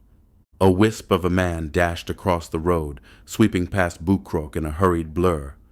Draped in oversized garments that hung on his frame like tattered flags, he bore the unmistakable signs of hunger. Grime clung to his skin, mingling with a disgusting scent that spoke of uncleanliness and neglect. Bukrok clenched his fists and unleashed a powerful punch against a man who dared to reach for an item on his person. Chaotic sounds surrounding them, screams, shouts, and the frantic clattering of feet escaping the turmoil. The unfortunate thief was sent crashing backward, colliding with the building's doorway, his body leaving a gaping hole in its wake. Bukrok paused, standing over the crumpled form of the man who had attempted to snatch his belongings. He noticed the faint rise and fall of the man's chest, and he silently hoped that was enough to signify he would be okay. Bukrok was no stranger to confrontation. He didn't shy away from a good fight. However, he had a family now, and couldn't be held back on criminal charges for stupid reasons. He loathed the thought of senseless killing because someone upset him. From the corner of his eye, he saw Jakwawi approaching, his brows furrowed in worry. This is madness. Jakwawi remarked, shaking his head in disbelief. We should all be helping each other instead of tearing each other apart. Back where I come from, in the Gimieka Mountains, we strive as a community, not as individuals. Welcome to the city, my friend. Some things never change. When survival is at stake, kindness is often the first casualty. Bukrok retorted, a grim smile crossing his lips. As Jakwawi moved closer to the fallen man, he gently placed a small vial of potion next to him, a last act of mercy. Jakwawi had fashioned a bag to hold all the potions he found, but the weight had become too burdensome for their trip. After some clever modifications, he had successfully managed to lighten his load, miraculously fashioning a makeshift backpack. Bukrok grimaced and let out a deep grunt, his attitude resolute. Kindness and generosity will get you killed in a place like this. We don't have time for compassion. But everyone deserves a chance. Jakwawi insisted, his voice firm yet compassionate. This man has his opportunity now. If he meets his fate, so be it. At least he had a shot. With that, Jakwawi caught up with Bukrok, and they both resumed their hurried pace, weaving through the chaotic streets, skillfully avoiding debris and people alike. They navigated around a few more corners, only to find themselves faced with a new dead end. It was an alleyway where a wooden wagon lay abandoned, its contents ransacked. Scattered possessions indicated a desperate struggle, and everything that hadn't been bolted down had been stripped away by looters. The bodies of 2 horses lay lifeless in front of the carriage, as did several individuals dressed in exquisite clothing, a grim reminder of the brutality of survival. It looked as if the wagon had been shoved into the alley, trapped during a violent ambush. This is madness. Jakwawi repeated, his brow furrowed. Just let me carry my wife over this wreck and I'll be right back for you. Absolutely not. Bukrok replied, unwavering. We need to keep moving forward. Jakwawi recognized the strength that Bukrok possessed. He could easily maneuver around this obstacle, but it might take longer than necessary. Yet in Bukrok's mind, accepting help felt like surrendering to weakness. The last time the winged warrior had to carry him had left a bitter taste, and he had no intention of feeling that way again. Bukrok dashed toward the dilapidated wagon and unleashed a powerful downward strike towards the wooden structure, making it erupt into splinters. Normally, he would have held back, afraid of hurting innocent bystanders. But with each passing moment, As they navigated deeper into the heart of the city, it became increasingly clear that fewer and fewer souls remained. Most had fled to the outskirts, desperately trying to escape the dangers above. As the path ahead finally opened up, the distinct silhouette of the Dragon Bowl Tavern materialized against the chaotic backdrop of the surrounding mayhem. The tavern's iconic sign swayed in the gentle breeze, fluttering like a proud banner amidst the turbulence, as if trying to rally the spirits of those who had sought refuge within its welcoming walls. Finally! He exclaimed, his voice ringing with palpable relief. Energy coursed through him, propelling him forward and leaving Jaquao struggling to keep pace behind him. Just as Bukrok neared the tavern's doorway, a sudden chill gripped him. He froze, caught off guard by an all-too-familiar scent that hung in the air. It was the unmistakable metallic aroma of blood, thick and cloying. Panic seized his heart like an iron vice, and he dashed through the threshold, his mind racing at the horrors that awaited him inside. What lay before him was a harrowing sight, an overwhelming scene of devastation, with bodies strewn across the floor like discarded marionettes after a tragic performance. The tavern was dark, all the lanterns stripped from the walls. Wine bottles that lined the walls were either smashed or stolen. Platters were thrown askew, painting the floor with broken chairs and tables with food. Heavy signs of battle evident due to slashed floors and furniture. Familiar faces greeted him from the mass, some the loyal patrons who had become friends over countless evenings shared in laughter and camaraderie. Everyone else was people he had never seen before. His hands trembled as he turned the lifeless forms, lifting those he didn't recognize with a scrutinizing gaze. Relief surged through him like a wave when he realized his wife, Nita, and their little girl, Nisha, were nowhere to be found. Just moments later, Jaquawi stepped into the tavern, a look of horror twisting his features as he surveyed the unimaginable bloodshed surrounding them. The air was thick with despair, and the floor was sticky with blood. Nita! Nisha! Nita! Bukrok's voice rang out as he pleaded for his family. Silence cloaked the tavern, only to be broken by faint rustling from beneath one of the upturned tables. His heart raced as he squinted into the shadows, and soon 2 small figures emerged from the darkness, huddled together as if they had escaped a nightmare. Nita! He choked out, joy flooding his chest as he spotted his beloved wife, slowly emerging from her hiding place. But it was Nisha who surged forth like a bolt of lightning, barreling into his arms. Daddy, don't leave any more, She cried, her words a mix of joy and desperation, nearly tackling him as she clung to him with all her might.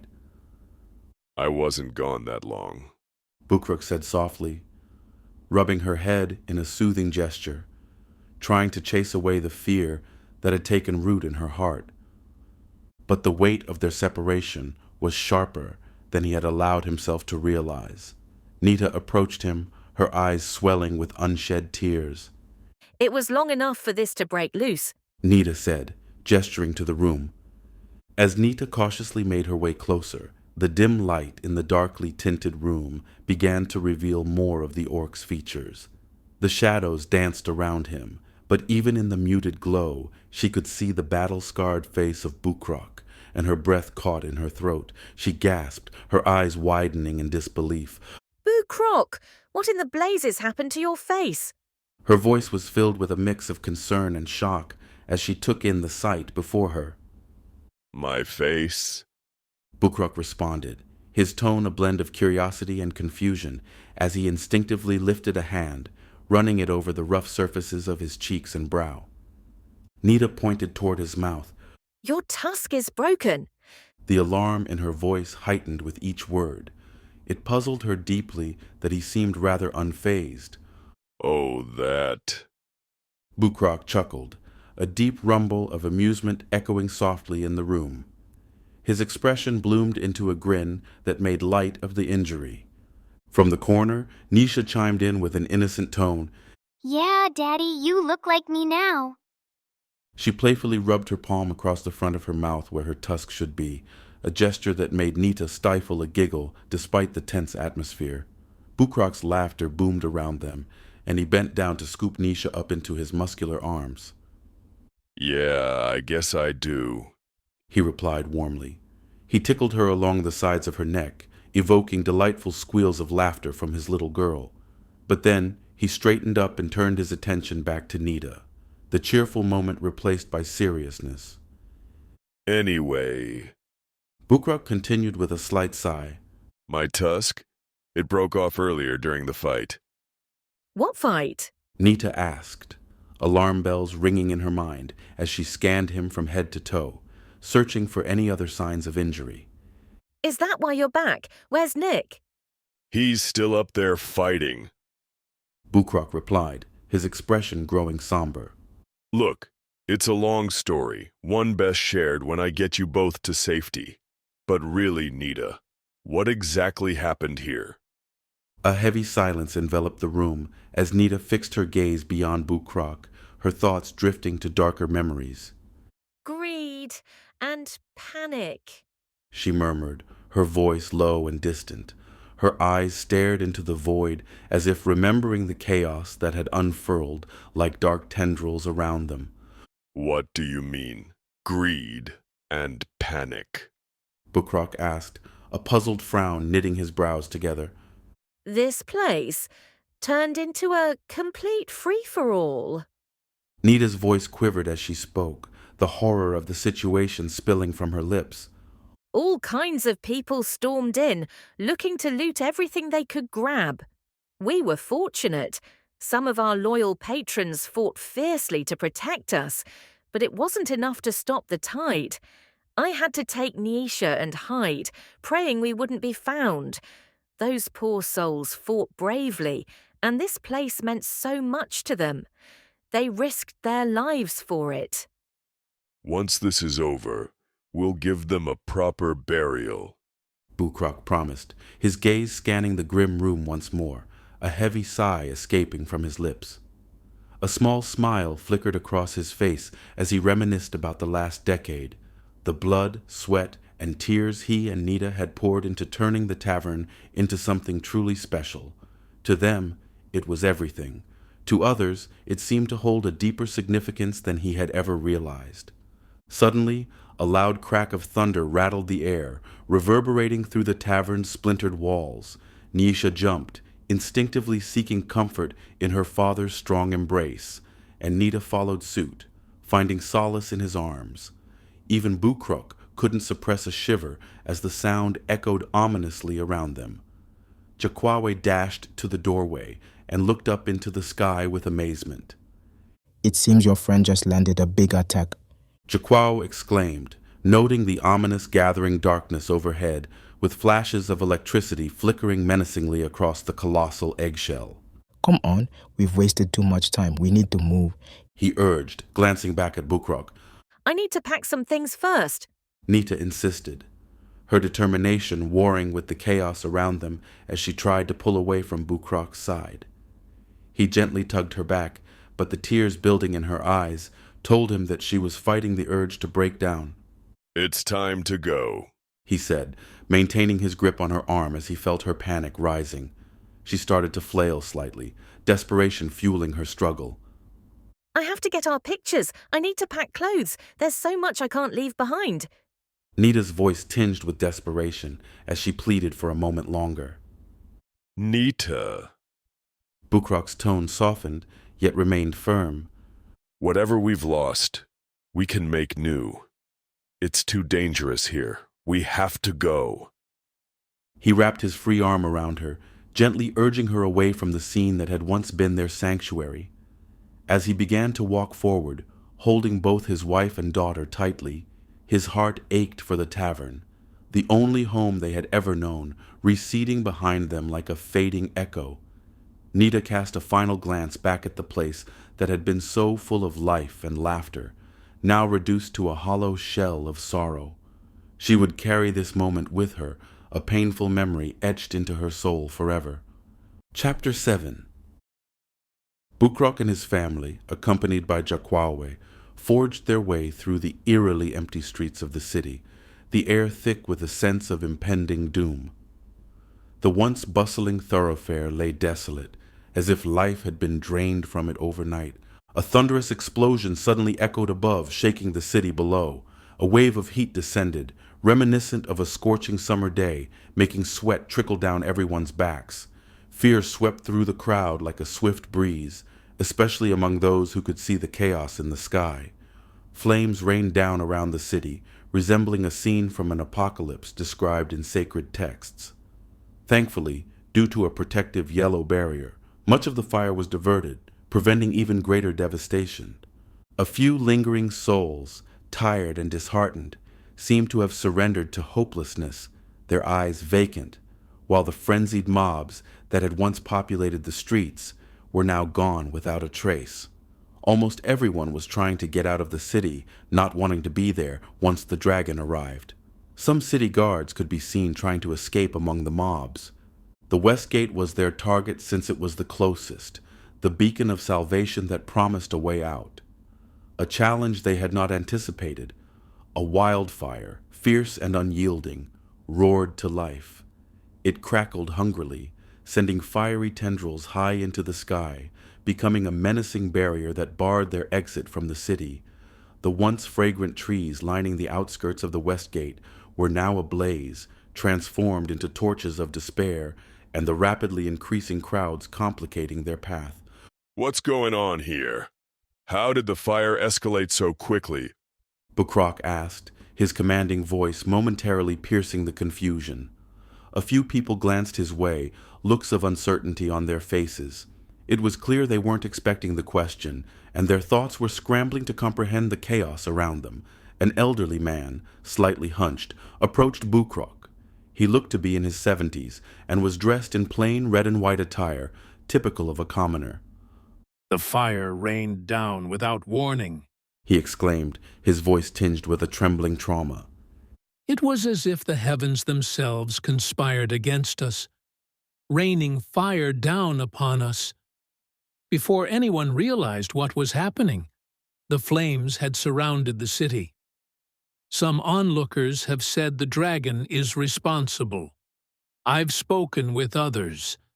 Rumors are swirling that the other gates are suffering the same fate." This can't be true. Bukrock sputtered, disbelief painting his features with shock. "Indeed, it is all too real. The winds must be spreading this quickly, almost like an act of God. Just this morning, I was working in my woodshop, minding my own business, and then chaos. The city is going mad." The old man gestured to the gathering crowd, where panic and confusion hung in the air like a thick fog. Just then, a large, rotund man, clad in opulent blue silk, made his entrance into the fray. He strode towards Jaquao, who was momentarily distracted by Bukrock's conversation. "Hey, you there, orc?" The man said while snapping his fingers. "Get your bird and have him fly me over the flames!" The man's voice was gruff, brazenly demanding, his eyes glinting with a mix of desperation and entitlement. He traced his eyes over the woman cradled in Jaquao's arms, a smirk of greed creeping onto his face as he added, "Actually, I'd prefer it if she took me instead." A surge of anger flared within Jaquao's chest, a protective instinct igniting like a fire of its own. He took a deliberate step backward, shielding his wife from the bulky man's unwelcome presence. "Get away from me. I don't belong to anyone, and she damn well is spoken for," Jaquawa hissed, his voice low and dangerous, shaking with barely contained fury. Bukrock, still observing the tense standoff, fell silent, his eyes keenly focused on the unsettling exchange that was rapidly escalating. He looked over to his wife, and she met his gaze. Nita then looked down and saw Bukrock's hand tightly knotted in a ball. She reached over and pulled Nisha from Bukrock and continued to watch the situation. "Well then, if you think you don't belong to anyone, that works in my favor," the pudgy man replied, his grin wide and full of malice. "In fact, I'll say your services are now mine. I declare that on this day, I, Dimitri Sinclair, have allowed you and that woman to the Sinclair household. You, of course, won't be in any position of authority, but you should feel honored nonetheless. Why would I ever work for you? Jakwawe snapped back, gravelly disdain lacing his words. The man merely chuckled, his amusement barely concealed as he cleared his throat. At that moment, 4 towering, muscular men emerged from the crowd, donning impressive armor that glinted ominously in the fire's flickering light, their weapons on the ready by their side. I don't think I was asking, Dmitri retorted, glancing back over his shoulder at the imposing figures that flanked him. Was I asking? No, not a chance in hell. Heh heh. One of the henchmen gruffly chimed in with a chuckle, his voice like gravel. So, you mean to let us die in this city just because you won't help us escape with those pretty feathers of yours? We're all just trying to survive here, and it looks like you're our only ticket out. The crowd around Jakwawe began to murmur restlessly, the atmosphere heavy with discontent and desperation. Suddenly, a woman pushed her way to the front, clutching her child close to her heart. She fell to her knees, her voice trembling with desperation as she urged, Please, please, get my son out of here. I'll pay whatever you want. I'll do anything you ask. Her vulnerability, coupled with her selflessness, struck a chord deep within Jakwawe, tugging at his heartstrings. The raw energy of her emotion ignited a flicker of empathy within him. As if her plea unleashed a tidal wave of hope, more people began to kneel, each one clamoring for sanctuary, their voices overlapping in a chorus of panic and desperation. Before he could gather his thoughts to respond, the pudgy man's voice sliced through the rising tide of pleas, dripping with entitlement. You all need to get in line! He saves me first! I paid already. The going rate is 2 gold a person. He emphasized his claim with a patronizing wave of his hand. Hey, Birdbrain! Wake that woman up! Dmitri said, pointing at Jakwawe's wife. The pudgy man's demeanor reeked of arrogance as he maneuvered through the mob, pushing past the desperate faces crowding around Jakwawe. Dmitri seized a handful of hair from the sleeping woman and tugged like she was a stubborn dog on a leash. Rage bubbled up within Jakwawe. With a swift kick, he struck the man in the stomach, forcing him to loosen his grip and stumble backward, his eyes wide with shock. That was all the opening Jakwawe needed. With a powerful leap, his wings unfurled majestically as he took flight, hovering momentarily over the crowd. You see, The pudgy man crooned, his voice mocking. This one has the capacity to help, but instead of lending a hand, he flaunts his ability to escape this madness at his leisure. His words resonated through the assembled masses, igniting murmurs of discontent among them. Are you really going to just stand there and let us all perish in this city? Dimitri's henchman voiced out, piercing through the chattering commoners. Suddenly, a projectile whizzed through the air, striking Jakwawe squarely in the face. He felt the warm trickle of blood slide down his cheek. Look, I can't save everyone alone, but if we all work to... Jakwawe started to say before another projectile hit him on the forehead. Another rock came hurling, but this time he dodged to the side, this rock aimed at his wife. Before long, most of the crowd below were throwing rocks. It seemed like they were taking their frustration out on Jakwawe. Confusion and disbelief washed over him as he lowered his gaze, scanning the sea of anxious faces for a familiar one, Bukrok and his family. But they were nowhere to be found. A wave of sadness washed over Jakwawe, the bitter reality settling in. He had just met the orc. He couldn't burden Bukrok with a plea for help. No favors were owed, and perhaps he had misjudged the bond they had begun to form. Just when he thought of taking flight and escaping this turmoil, a painful yell pierced through the crowd, followed by the heavy thud of a body collapsing to the ground. Jakwawe looked down just in time to see one of the pudgy man's henchmen writhing on the floor, agony etched across his face. Bukrok was standing next to the man, with his powerful fist thrust forward. In a swift motion, he then charged at a second man, who seemed caught off guard. As if the realization that an attack was imminent barely had time to settle in his mind. The henchman, sensing danger but not quite prepared, hastily pulled a small shield up from his side. He braced himself behind the makeshift protection, steeling himself for a counterattack, hoping it would provide enough defense against Bukrok's onslaught. But Bukrok was fast. He closed the distance in a heartbeat, arriving before the man with the shield and spinning like a whirling top. He armed himself with his formidable battle hammer. With a powerful swing fueled by sheer force and intent, he struck the shield with a thunderous crash. The impact was so tremendous that it not only lifted the unsuspecting henchman off the ground, but sent him sailing backwards, crashing spectacularly into a nearby wooden guard post that splintered upon impact. Bukrok then turned his attention to Jakwawe, who was observing the chaos unfold. With a decisive gesture, he pointed in a different direction. "Go, fly, I'll catch up," he exclaimed, steadying himself and slipping into a fierce battle pose. At that moment, Dmitri locked eyes with Bukrok. His gaze burned with a hatred so intense it was almost perceivable. But then, in a tone laced with command, he turned to Jakwawe and hissed, "Don't let those birds escape! The dragon is almost upon us! The city is already damned!" The crowd, which had initially hesitated, began to stir. One by one their faces hardened, and their resolve grew as they felt compelled to step forward. Each of them sensed the gravity of the situation, slowly realizing that survival hinged on their collective action. In the midst of this turmoil, one of the henchmen attempted to mount a sneak attack from behind Bukrok. With the intention of cleaving the large orc in two, he swung his sword horizontally, but without skipping a beat, Bukrok's heightened battle senses kicked in. He could feel the malevolent intent radiating behind him, prompting him to spring into the air with remarkable agility, easily dodging the lethal blade. Just as he landed, another henchman rushed in to join the fray, swinging his sword with murderous intent, aiming for the orc's neck with fervor. The air was thick with danger, and the blows rained down upon Bukrok like a relentless storm.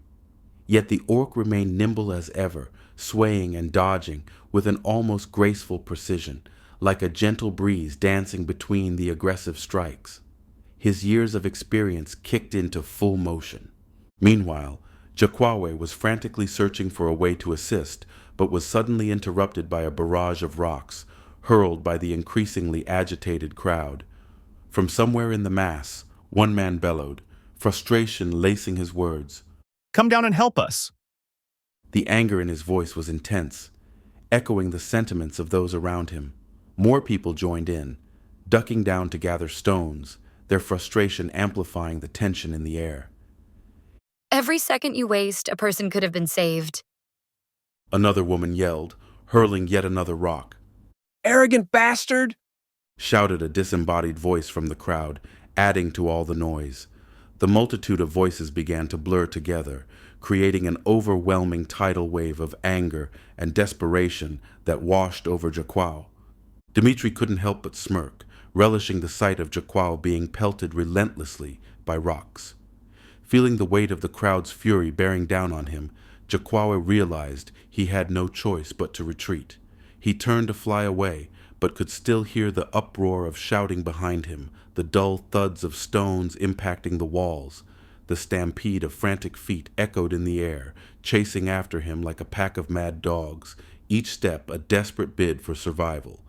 Jakwawe raced through the dimly lit streets, heart pounding as he frantically searched for a safe place to hide. The adrenaline coursing through his veins made him acutely aware of every sound and movement around him. He caught a glimpse of Nita. She was standing by a partially crumbled wall, waving her arms with urgency, trying to catch his attention. Jakwawe darted towards her, wings working into overdrive as he quickened his pace. Nita had chosen a spot that was almost concealed within the shadows of an abandoned building, its windows shattered and the door hanging off its hinges, but it offered some semblance of refuge.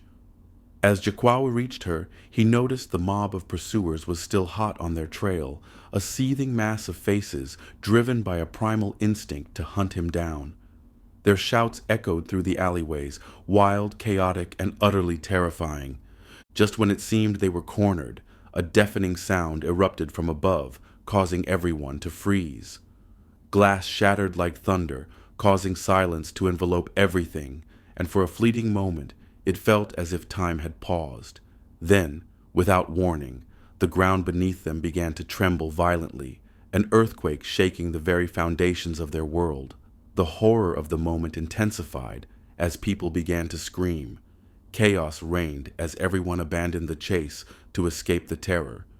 Jaquao stood there, eyes wide and filled with confusion, alongside Nita and her daughter, Niesha. The sounds around them faded for a heartbeat, and in that eerie stillness, everything came crashing down in a wave of realization.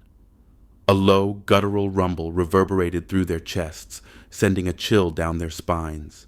It was a sound so foreign and heavy that it felt as if it were invading their very minds.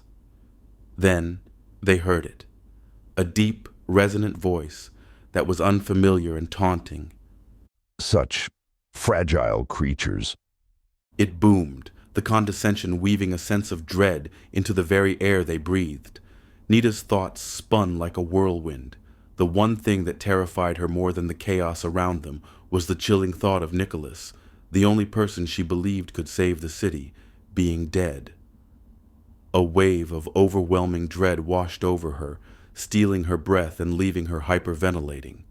She instinctively reached for Nisha, clutching her daughter tightly, while Jaquawe stood beside her, grappling with a similar sense of hopelessness that tangled around his heart like a vice. Just then, Bukrok emerged from the shadows, seemingly appearing out of nowhere, and startled both Jaquao and Nita. The three of them exchanged brief but worried glances, filled with unspoken fear. Don't worry.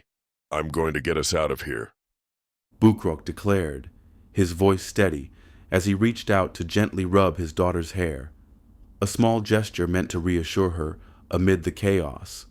Yet beneath his brave facade, he couldn't shake the gnawing uncertainty that bubbled beneath the surface. Though he offered those words with conviction, the truth lingered in his mind. He didn't entirely believe himself. Chapter 8.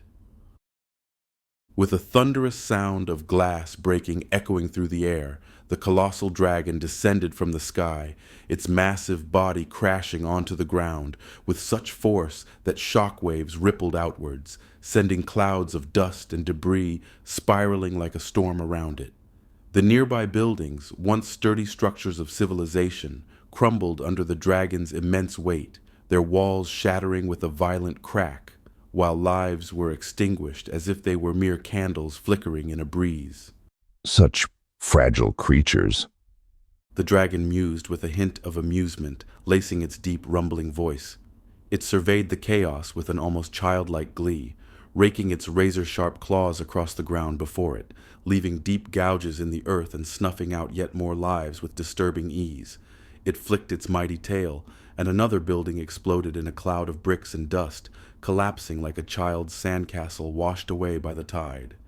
In that moment, the dragon's gaze caught sight of a figure lurking in the shadows of the ruined landscape.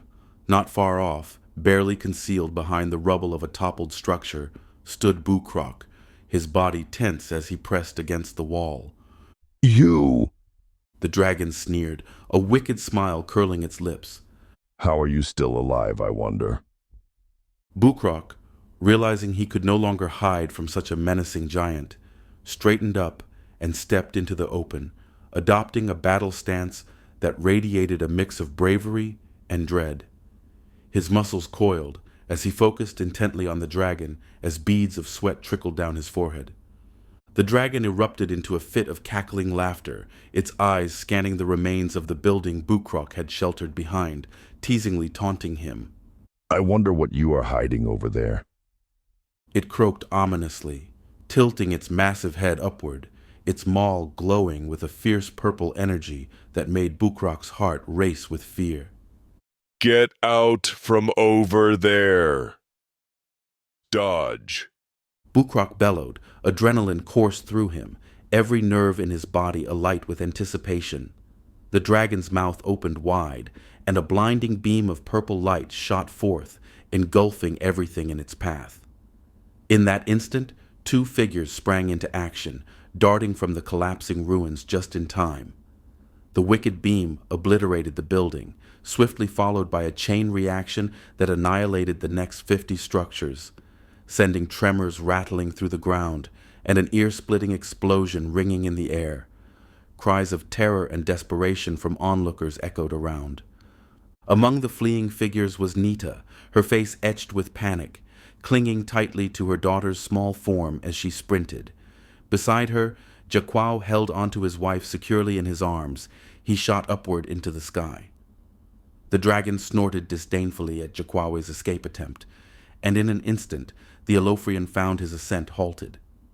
Sensing the shift in weight, Jaquao's eyes widened in alarm, and he began to flap his powerful wings with frantic urgency.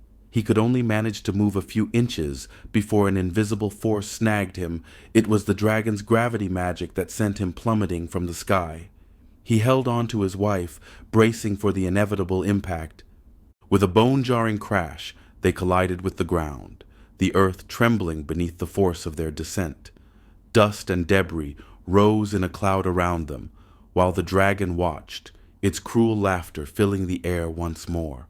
A sudden flurry of arrows soared through the air, their sharp tips glinting, momentarily capturing the attention of the gigantic dragon that loomed ominously near Bukrok and Jaquawe.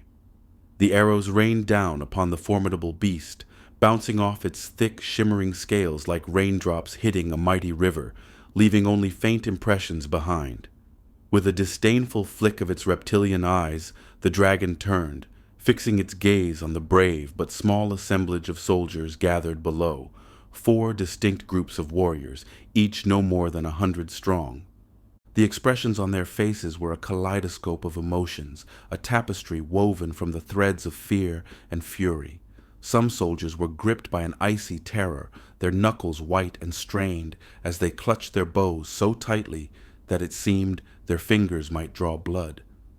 Others stood resolute, their eyes blazing with an intense hatred, ignited by the sight of their homes being laid to waste by the dragon's relentless rampage. Buildings that had once bustled with life and laughter were now reduced to mere embers and crumbled stone, and the thought of what had been lost burned fiercely within them. At the forefront of this desperate band stood a man clad in weathered gray and yellow armor, a symbol of hope amidst the chaos. His age was evident in the silver strands of his hair, yet there was a remarkable bravery etched into his features that suggested he had faced death countless times before, each encounter forging his resolve like tempered steel. His face, a canvas of determination, bore an expression of fierce defiance, lips pulled tight in an angry grimace as he prepared his troops for the monstrous threat that loomed before him. He appeared to be the squad leader or captain.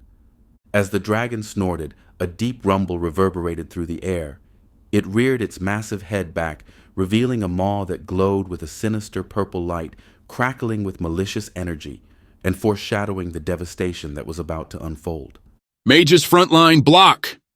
The captain shouted, his voice slicing through the clamor of chaos. He thrust his sword forward in a powerful gesture, rallying his troops to action. At his command, a surge of 30 mages surged forth, their robes billowing like storm clouds as they gathered at the front line, eyes shining bright with mystical resolve.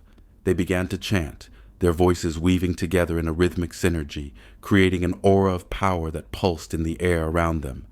The incantations melded into a seamless harmony, each spell stacking upon the last like shingles on a roof, forming an intricate tapestry of magic that shimmered against the fading light. Before long, their combined efforts culminated in a spectacular display as an immense shield materialized before them, stretching 100 feet long and 3 feet thick. This shield, a magnificent barrier of arcane energy, flickered and glowed, pulsating with protection as they braced themselves against the inevitable onslaught of the dragon's wrath. It stood firm and unyielding, a testament to their courage in the face of overwhelming odds. A fragile barrier against a force of nature that hungered for destruction. Hope flickered like a candle in the depths of an encroaching storm. The bright beam shot forth with incredible intensity, slicing through the air like a flash of lightning, and crashed against the shimmering magic shield with a force that resembled a tsunami, crashing relentlessly against a fragile little house. To everyone's astonishment, the shield did not shatter immediately upon impact. Instead, it stood resilient, deflecting the blow as though it were a seasoned warrior. The captain's face broke into a wide grin, a look of satisfaction blooming as he realized that his strategic planning was bearing fruit.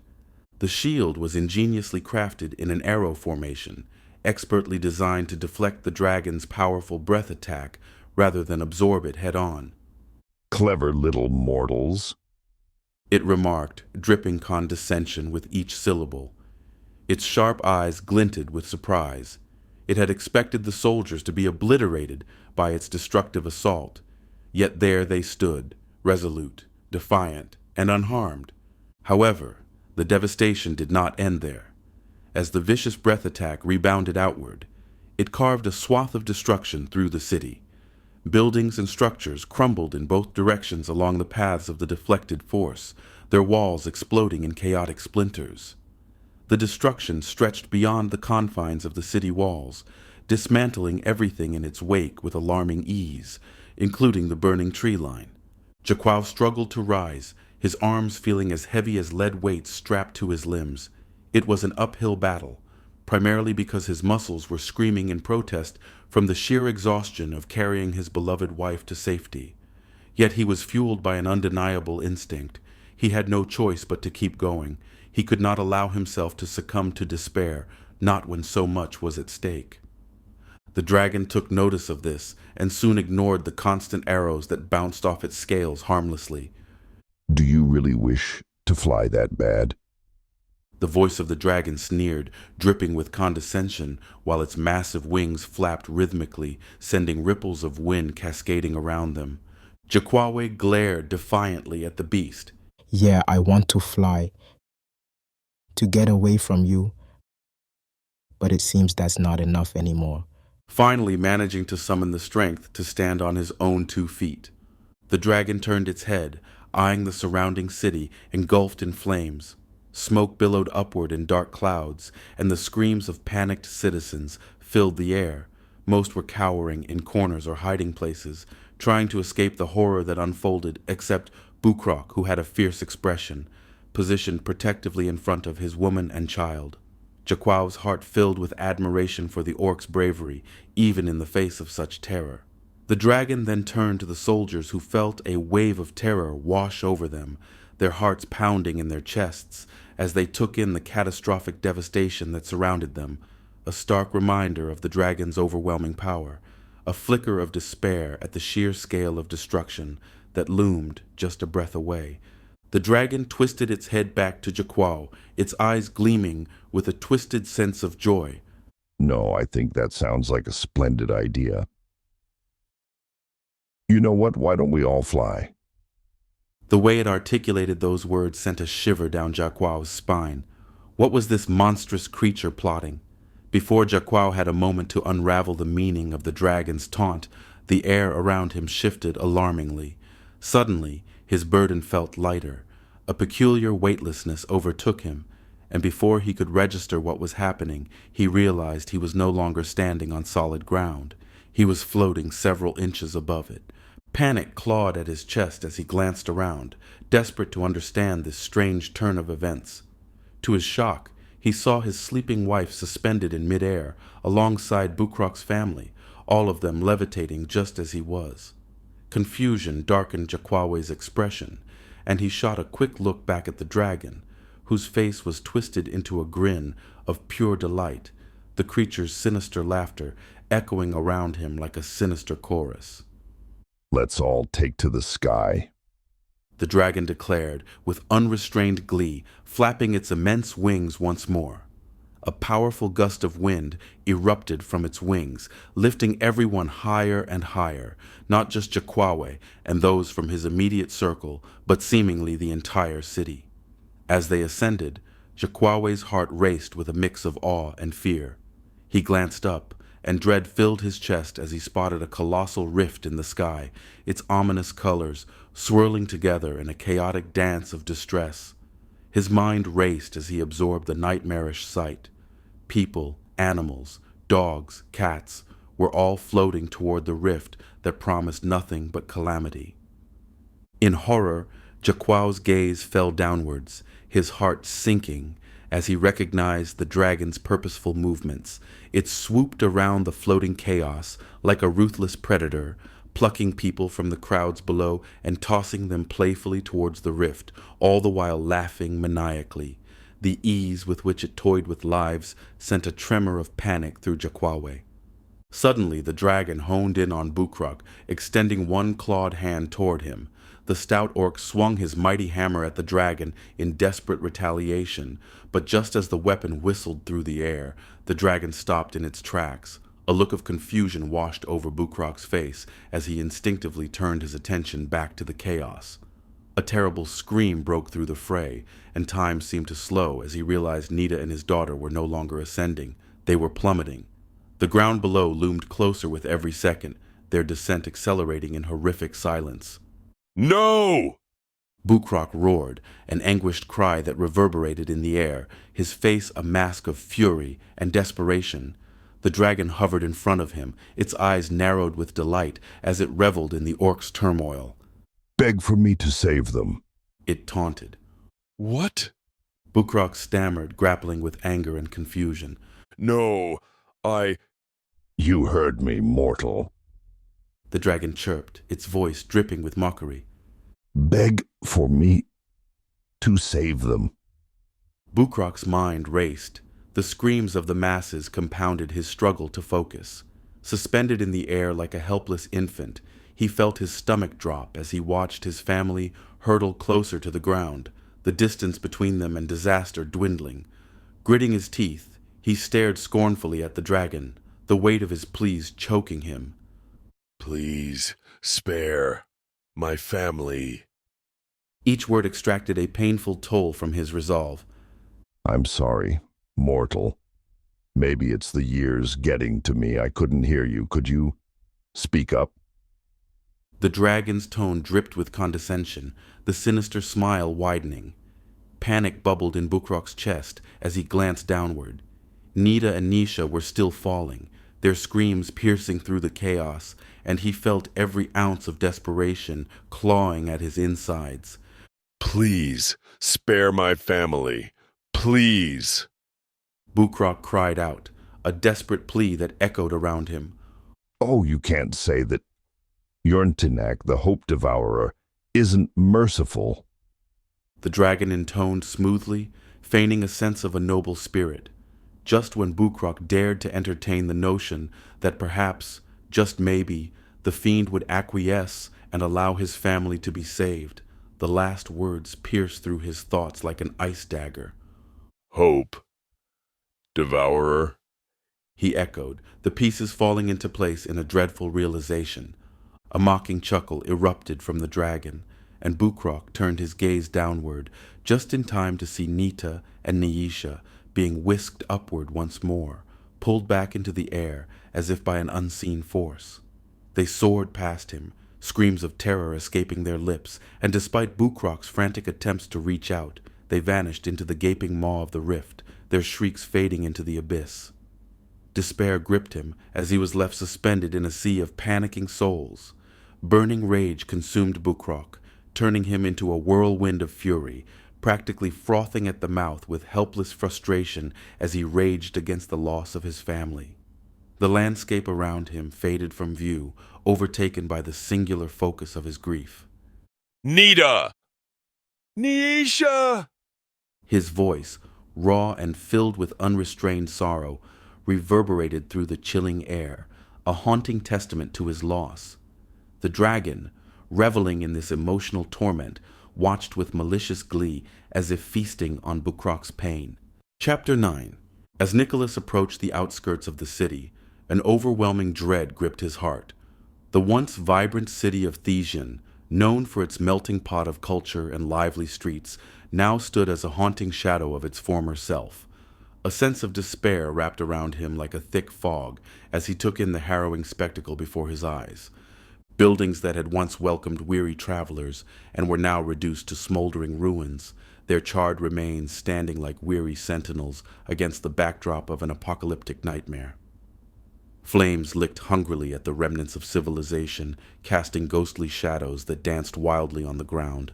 Thick, acrid smoke billowed upward, creating a shroud that obscured the sun and painted the sky in ominous shades of orange and gray. The air was suffocating, heavy with the scent of burning wood, despair, and flesh. The crackling of fire seemed to harmonize unsettlingly with distant screams, sounds of anguish that pierced through the ominous silence. Nicholas's heart raced as he saw figures suspended in the air, weightless and disorientated, as if they were caught in the grip of some invisible force. They floated toward a colossal rift that had torn open the very fabric of the sky, a swirling vortex that shimmered ominously like a beckoning abyss. But it was the dragon that truly captured Nicholas's attention. It swooped gracefully through the maelstrom of chaos. It reveled in the pandemonium, weaving effortlessly among the disorganized crowd. The beast ensnared unfortunate souls as they screamed in terror. If it wasn't devouring them, it tossed them casually into the gaping maw of the rift, as if they were nothing more than mere playthings.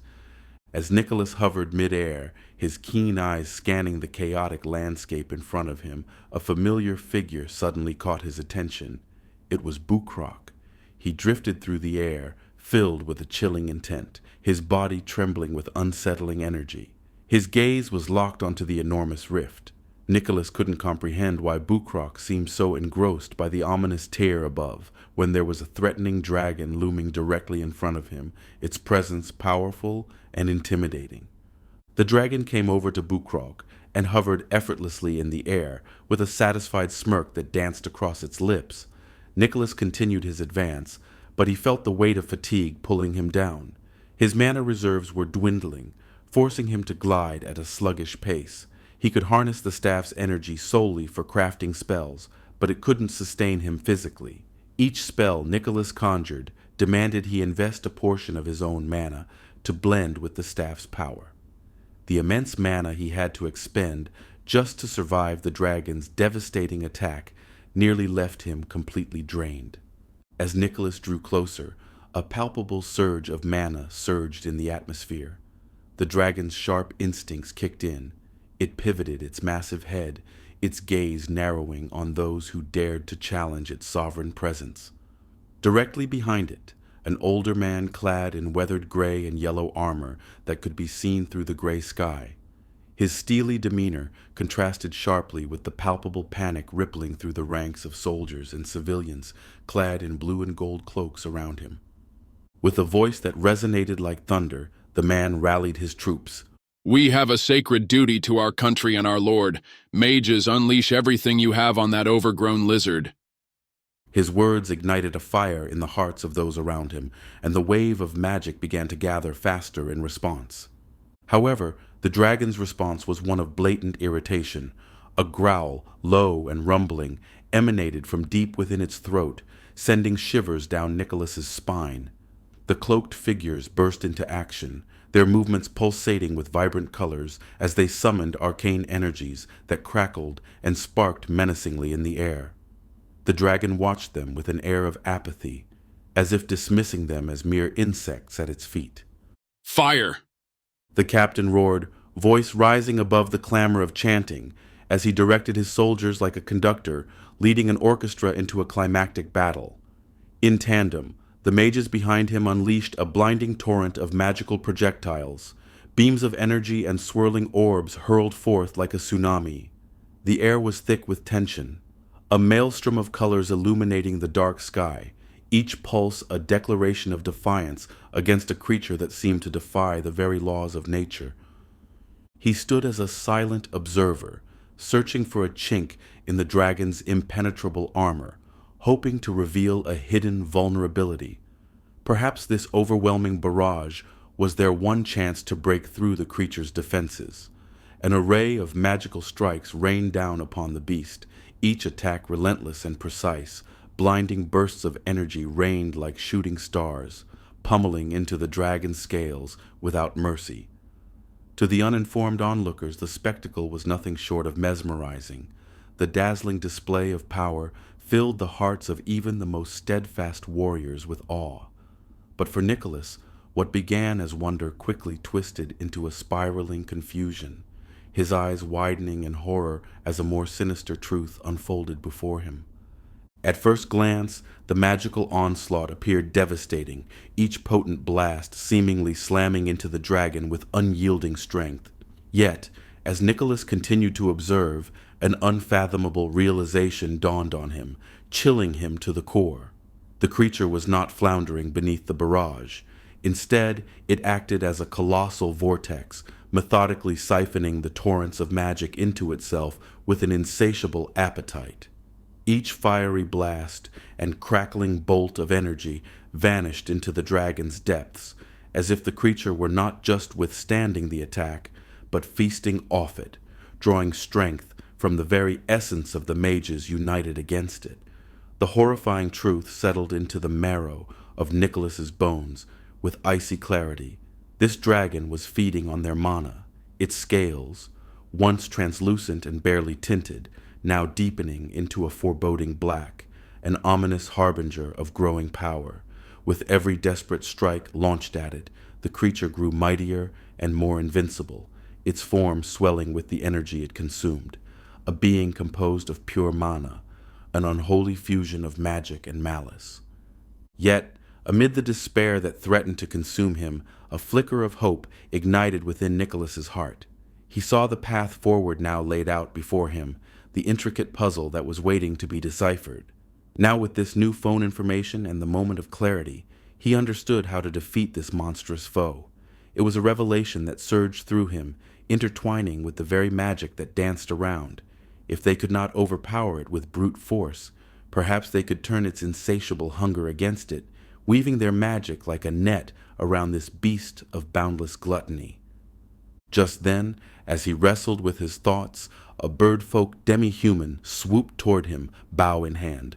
Initially startled, Nicholas calmed as he noted the creature's gentle approach. I mean no harm. You're Nicholas Granfrey, right? The demi-human called out, halting in midair.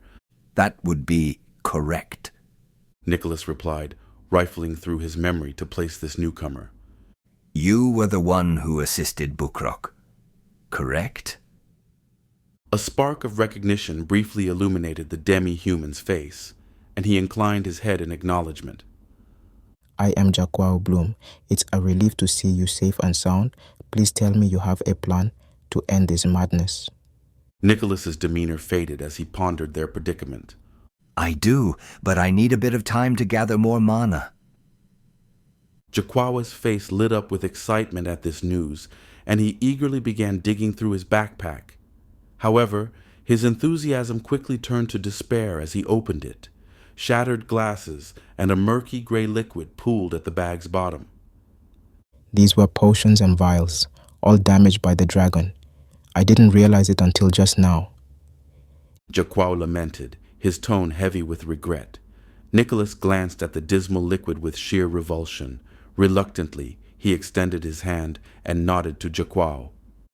Thanks. This could really shift the balance of battle. Jaquawe hesitated to hand over the bag, uncertain about Nicholas's intentions, which he feared might not bode well. Taking the bag, Nicholas held it aloft and took a cautious sniff, almost gagging at the odor. He pointed to the arrows strapped to Jaquawe's back, and understanding dawned on him. Jaquawe reached for one arrow, then another, quickly discovering a handful was broken. More unfortunate news, it seems. Jaquawe sighed, disappointment crossing his features. Nicholas, unfazed by the setback, plucked an arrow from Jaquawe's grip. He jabbed the bottom of the bag, drinking from it despite the awful taste, gagging a couple of times before emptying the contents. Blood trickled from his nose as his eyes turned bloodshot. Concerned, Jaquawe placed a hand on Nicholas's back. Are you okay, Nicholas? What's wrong? I'm fine, Nicholas insisted, though it was a blatant lie. His head spun, his blood felt like fire coursing through his veins, and mana surged uncontrollably. It was necessary. What's happening to you? Jakwawi questioned, worry etched on his face. Mana poisoning. Don't dwell on that. I need you to help Bukrok. Keep that dragon occupied for a moment. I'll assist.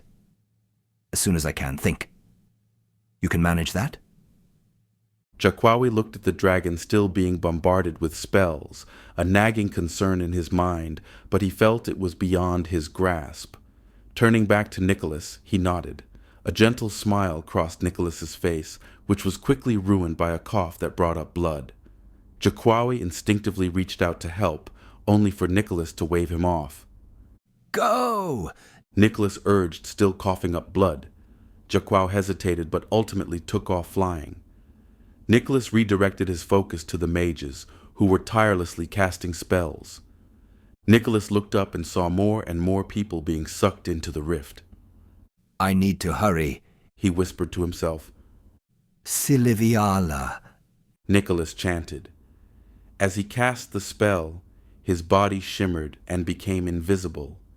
Thick, swirling tendrils of smoke began to envelop the mighty dragon as the spells continued to smash against one another. With a powerful fluid motion, the dragon swept its enormous wings through the haze, dispersing the smoke as easily as one would brush away a pesky fly. In that moment, the beast seemed to swell, increasing in size, its massive frame towering an extra 5 to 10 feet, casting an even more imposing shadow over the gathered mages. The dragon's teeth, previously sharp and imposing, now appeared grotesquely jagged, glinting like shards of obsidian against the dim light. It now had a fearsome grin that could send chills down even the bravest of spines. The very air crackled with an energy that was suffocating, a tangible, powerful aura of absorbed mana radiating off the dragon's scales. The mages, once fierce and resolute, exchanged glances filled with dread, their eyes wide and filled with a sudden realization of their own mortality. Even the captain, usually exuding an air of confidence and power, found himself enveloped by a shroud of despair, pressing down on him like a burdensome mantle. As anxiety consumed him, beads of sweat formed, causing his armor to cling tightly and uncomfortably against his skin. Is that everything you've got? The dragon taunted, its voice a deep rumble filled with a mocking amusement. Leaning its colossal head closer, it fixed its fierce, penetrating gaze on the group below, eyes burning with a mixture of curiosity and condescension. Don't you want to show this overgrown lizard something? Perhaps something interesting, something truly worthy of my time. The dragon's massive jaws parted slightly, allowing the words to tumble forth, each syllable heavy with laughter and disdain, as if it was savoring the fear it instilled. A ripple of uncertainty coursed through the ranks of the mages and soldiers. Ah! A piercing scream shattered the silence, startling even the dragon. In the sky behind it stood a forgotten orc, his presence having slipped Nicholas's mind until that very moment. Yet, as he observed Bukrok ascending higher into the sky, an unsettling feeling crept in. Nicholas was accustomed to the orc's fierce battles, often fueled by a primal rage. But now, the sheer intensity of Bukrok's hatred and bloodlust felt overwhelming. The thought gnawed at Nicholas, nearly choking him with dread. No, Nita, Nisha, could the dragon... He hesitated, unwilling to let the terrible idea fully form in his mind. Yurntinak, you bastard! Bukrok growled, his gray skin sparking with crimson energy. Runic markings adorned his body, and a faint red aura enveloped him. The dragon turned its head, an expression of amusement dancing across its features as it swished its tail with a hint of mockery. You miss your family, huh? Don't fret. I'm equally clueless about their fate. Yurntinak taunted cruelly, extending a claw toward Bukrok, whose anger flared even more in reaction. Let me lend you my strength. whispered a familiar voice in Bukrok's mind. Though his thoughts were chaotic, a sudden clarity washed over him. He could hear a gentle voice within him utter a powerful word. Tarnokis. As this enigmatic energy enveloped him, he embraced it wholeheartedly, greedily absorbing the force that flooded his body. This wasn't the first encounter with this sensation, and he instantly recognized the voice. Bukrok felt a surge of strength unlike any he had experienced before. Just as the dragon's claw was about to pierce his chest, he swung his battle hammer with swiftness. The dragon initially brushed off the attack, but then was startled as his hand was deflected. Yorntanak found himself dumbfounded. He had never been pushed aside by an attack before, grappling with the shock of such an audacious counter. Irritating pest. It hissed in outrage, the words tinged with anger as it prepared for retaliation. This time, however, Bukrok had learned from their previous encounter. Just moments before the dragon's claw would have smacked him down again, he used his battle hammer to pivot over its massive appendage, flipping effortlessly through the air. Using the dragon's arm as a platform, Bukrok unleashed a devastating counterattack, igniting the spark of hope in the hearts of those who witnessed this bizarre event. The fierce gaze of the dragon bore down on Bukrok, who was filled with an unmistakable raging fury that sent shivers down the spine of every onlooker. The beast's glittering scales shimmered ominously in the dim light, and as it prepared to unleash its devastating power, a low, rumbling growl emanated from deep within its chest. With a swift, menacing tilt of its enormous head, the dragon opened its mouth wide, brilliant purple lights swirling within. The intensity of that ethereal glow ramped up, illuminating the darkening skies. Suddenly, it thrust its head skyward and released a searing beam of energy that split the air with a blinding flash. It exploded against the heavens with a cataclysmic force, sending shockwaves rippling through the air. Those close to the rift were tossed in, their presence disappearing without a trace. Those who were further away managed to be blasted further back. The deafening roar that followed shook the very air around Bukrok, reverberating with a mixture of anguish and outrage that resonated in his bones. The mighty dragon shook its massive head violently, as though grappling with an unseen agony. Bukrok managed to regain his balance in midair, his keen eyes quickly assessing the scene as a whole. He caught sight of a number of arrows embedded deeply into the dragon's eye. Searching for the source of the sudden assault, Bukrok's gaze landed on Jaquao, who stood resolutely, bow drawn tight. Realizing that the dragon was momentarily distracted, Bukrok seized the opportunity. He propelled himself upwards through deftly using the floating bodies, both lifeless and struggling, for leverage. He somersaulted mid-air, repositioning himself for a downward strike aimed straight at the dragon's vulnerable underbelly.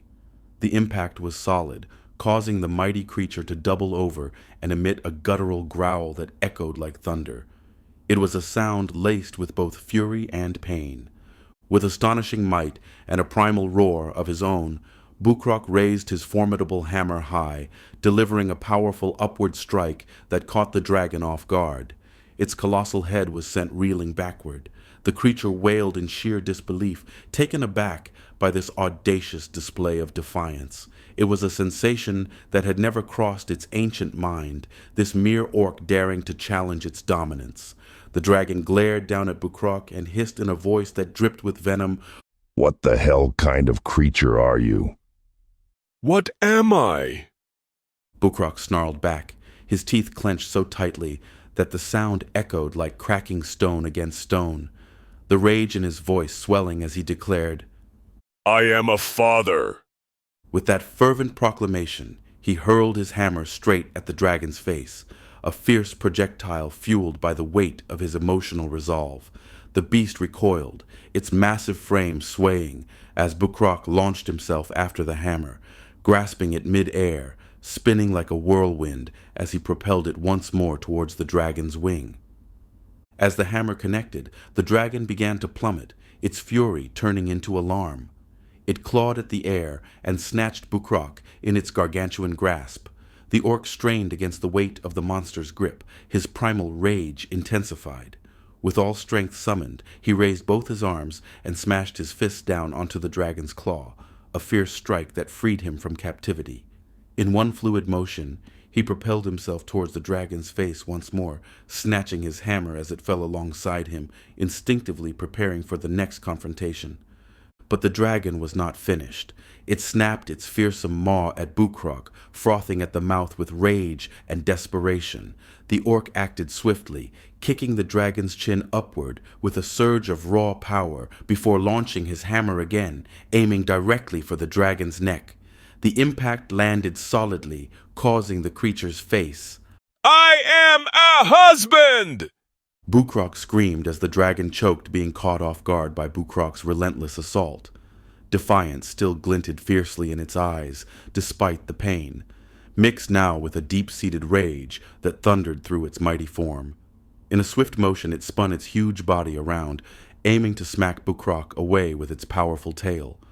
Sensing the impending danger, Bukrok's battle instincts flared to life. He spread his arms wide, reducing his falling speed, trying to gain some much-needed distance before the strike could send him sprawling to the ground. Using his hammer to pivot over the attack, he vaulted away with surprising agility. The dragon, momentarily believing it had succeeded in dispelling the small threat, attempted to level itself into a flying pose. But Bukrok had other plans. With relentless tenacity, he hurled his hammer once again, this time targeting the dragon's other wing, causing the beast to stagger once more. It crashed to the ground with an earth-shaking force. Bukrok cried out as he fell after the dragon. "And I am angry." His words echoed like a war cry, half lament, half a promising threat. He fell upon the dragon, throwing a heavy punch into the dragon's face that shook the city. Chapter 10. The captain of the Thesian guard drifted aimlessly, powerless, as he drew nearer to the gaping rift of despair. His eyes were locked onto the scene unfolding below. They were unwilling spectators to a fierce struggle, forced to watch as an orc in a frenzied rage battled against the serpentine dragon, pushing it back. For how long, he wondered. A shiver ran through his heart as the weight of his misjudgment sank in, spurred by the dragon's mocking taunts. The creature swelled to monstrous proportions, its teeth gleaming dangerously sharp, and its scales as dark as the depths of midnight. It seemed to have gotten stronger, and it was his fault and miscalculation. The situation felt utterly foreign, and the formidable archmage Nicholas Granfrey was nowhere to be seen. Captain! What are your orders, sir? One soldier ventured, struggling to draw closer. He was a lieutenant, one of the city's few remaining officers, standing out in his formal attire, which bore little armor.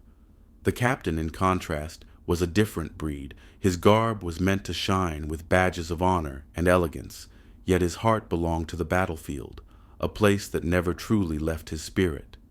Captain, are you all right? The lieutenant pressed again, as he managed to reach the captain's shoulder and gripped with urgency. The firm squeeze jolted the captain from his reverie. I'm fine, Triggs. We've fought side by side through many struggles. You know how I get during difficult battles, he replied, meeting his lieutenant's concerned gaze. Have you come up with a strategy yet, Kroll? Lieutenant Triggs inquired while scanning the faces of their remaining soldiers. Panic was etched across most of them, and the earlier blast from the dragon didn't help. Some of their comrades were blasted into the rift, their screams echoing in the air like a haunting memory. Captain Kroll gritted his teeth in frustration and found it hard to meet Triggs's gaze. For the first time in a long time, I don't have a plan, Captain Kroll said with hesitation. He felt ashamed. His soldiers relied on him to end this chaos around them, and in the end, he was useless. Suddenly, a voice spoke up beside both soldiers, spooking them. Perhaps I can be of assistance. An older, withered voice chimed in. Both soldiers immediately went into a battle stance, causing the troops to as well. Suddenly, the air shifted in front of the two commanding officers. Nicholas Granfrey appeared out of nowhere, clutching his staff and breathing heavily. There's no need for alarm, Nicholas said with a weary wave of his hand. Captain Kroll blinked in disbelief, unable to trust his own vision. Nicholas Granfrey, you're alive!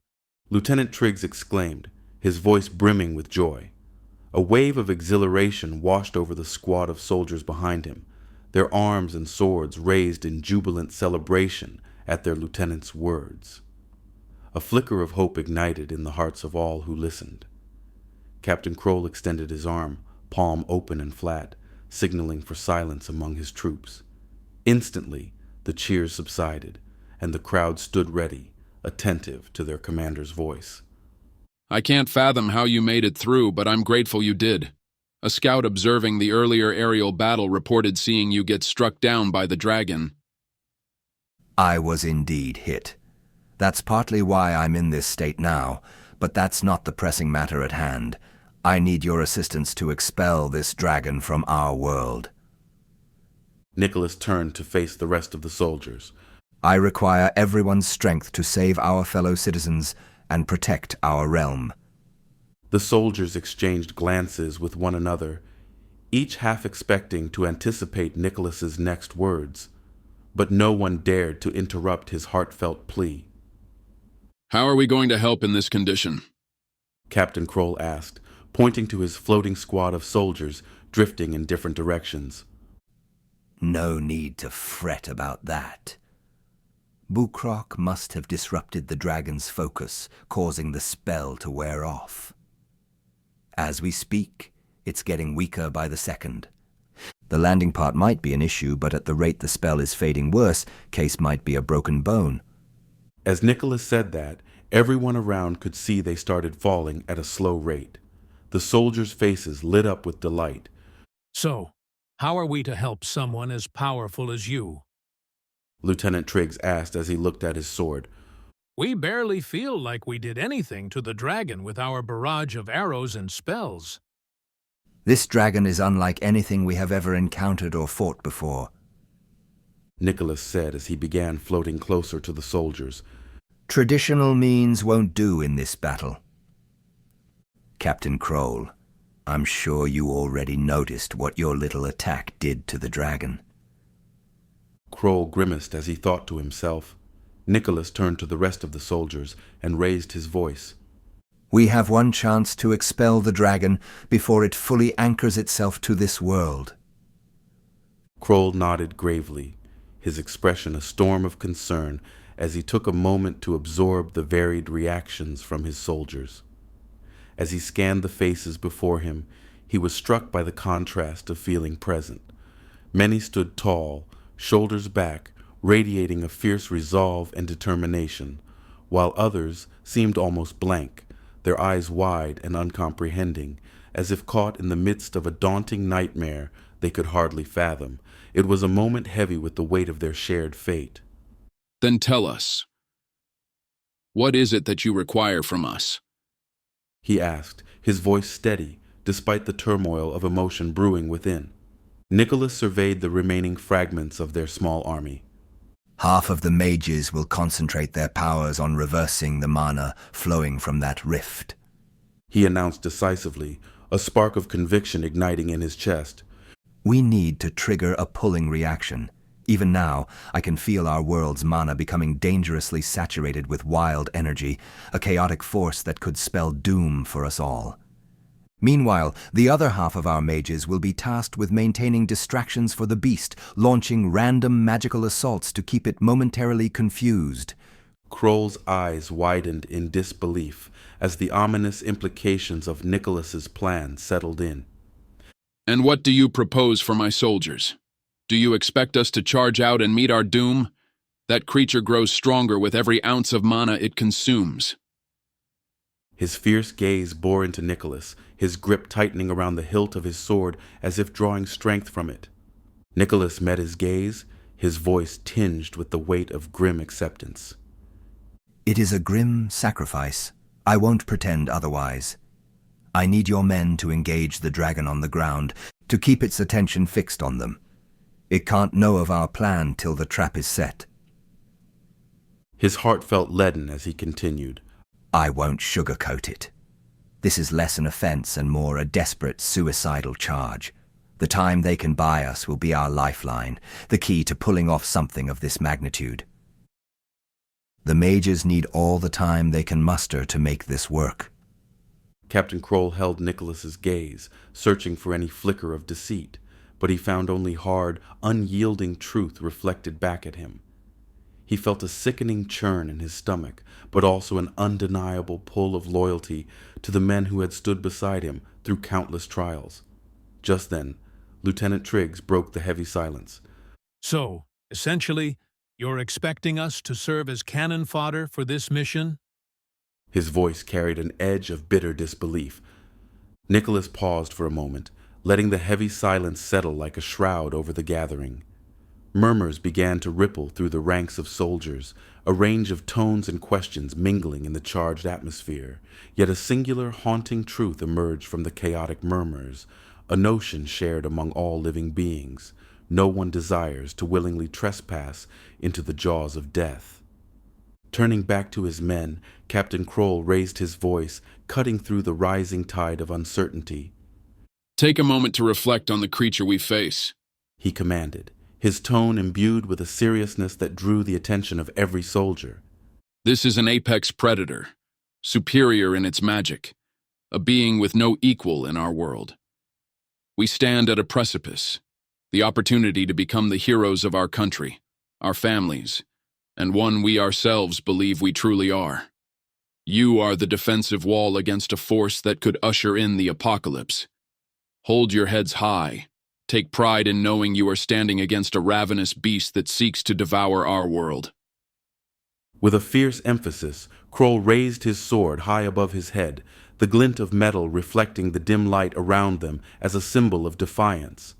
His soldiers mirrored his resolve, lifting their weapons as one, a chorus of clashing steel ringing through the air.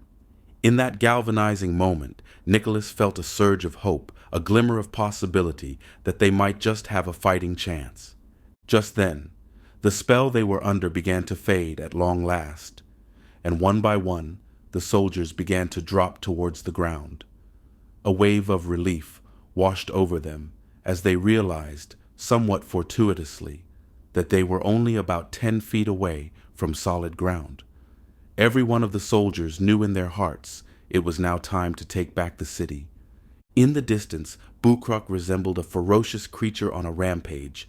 Positioned on the dragon's head, he swung his battle hammer down with relentless fury, each strike reverberating through the massive beast's body. Yet, the dragon, clearly annoyed, retaliated with a powerful swipe of its gigantic claw, sending Bukrok hurtling through several buildings and unleashing a cloud of dust and debris in his wake. The minor wounds on the dragon's hide quickly faded, but the previously damaged eye now bore down on Bukrok with an ominous glare. As the dragon prepared to unleash another devastating breath attack, it was abruptly interrupted by a hail of arrows. Jakwawe swooped in, launching a flurry of arrows aimed at the dragon's eyes, nostrils, and gaping mouth. The beast roared with rage, momentarily blinded once again. Just then, Jakwawe felt an amassing weight pressing heavy in the area he was flying in near the dragon. It was unbearable in pressure. He felt his body slam into the ground, and the area around the dragon turned into a giant crater. Just then, Nicholas and his unit of soldiers finally reached the area where Bukrok had landed. He lay several buildings away, bleeding heavily, his labored breaths punctuated by the sounds of choking, most likely on his own blood. Bukrok! Nicholas shouted, panic etched across his face. The orc kept his gaze firmly fixed on the dragon, unwavering despite the odds against him. Nicholas was hardly surprised by Bukrok's fighting spirit. The orc likely intended to fight until the dragon was defeated first. Approaching with purpose, Nicholas raised his staff toward Bukrok. Melentradala, he intoned, and a swirling green aura enveloped Bukrok, easing his labored breath. Before Nicholas had a chance to speak, Bukrok sprang to his feet, a fierce growl escaping his lips. Cast it again, Bukrok commanded with unyielding determination. Cast a healing spell. You're already... Nicholas started, only to be cut off. No, not that. I want the strength spell. Bukrok growled, his eyes still fixed on the enemy. I've already cast that spell before. It takes a tremendous toll on your body. Your muscles are being pushed to their breaking point. Nicholas warned. I don't care. I'm already broken. Cast it again. Bukrok bellowed, his fury evident as he moved closer to Nicholas, foam gathering at his mouth. Tarnokis. Nicholas relented. No sooner had he spoken than Bukrok was barreling toward the dragon once more. The spell amplified his strength fivefold, and now, combined with the previous enchantment, he was operating at 10 times his normal capacity. Nicholas couldn't help but wonder just how much more powerful Bukrok had become. With a resigned sigh, Nicholas turned to Captain Kroll. It's time.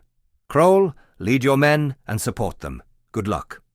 Without hesitation, Kroll acknowledged with a nod and drew his weapon. Follow me, he shouted, his soldiers rallying together like a swarm of furious bees. Hundreds surged forward, blades raised high, spirits soaring. The dragon, recovering from the last onslaught, turned to face the approaching horde. Leading the charge were Bukrok, Captain Kroll, and Lieutenant Triggs.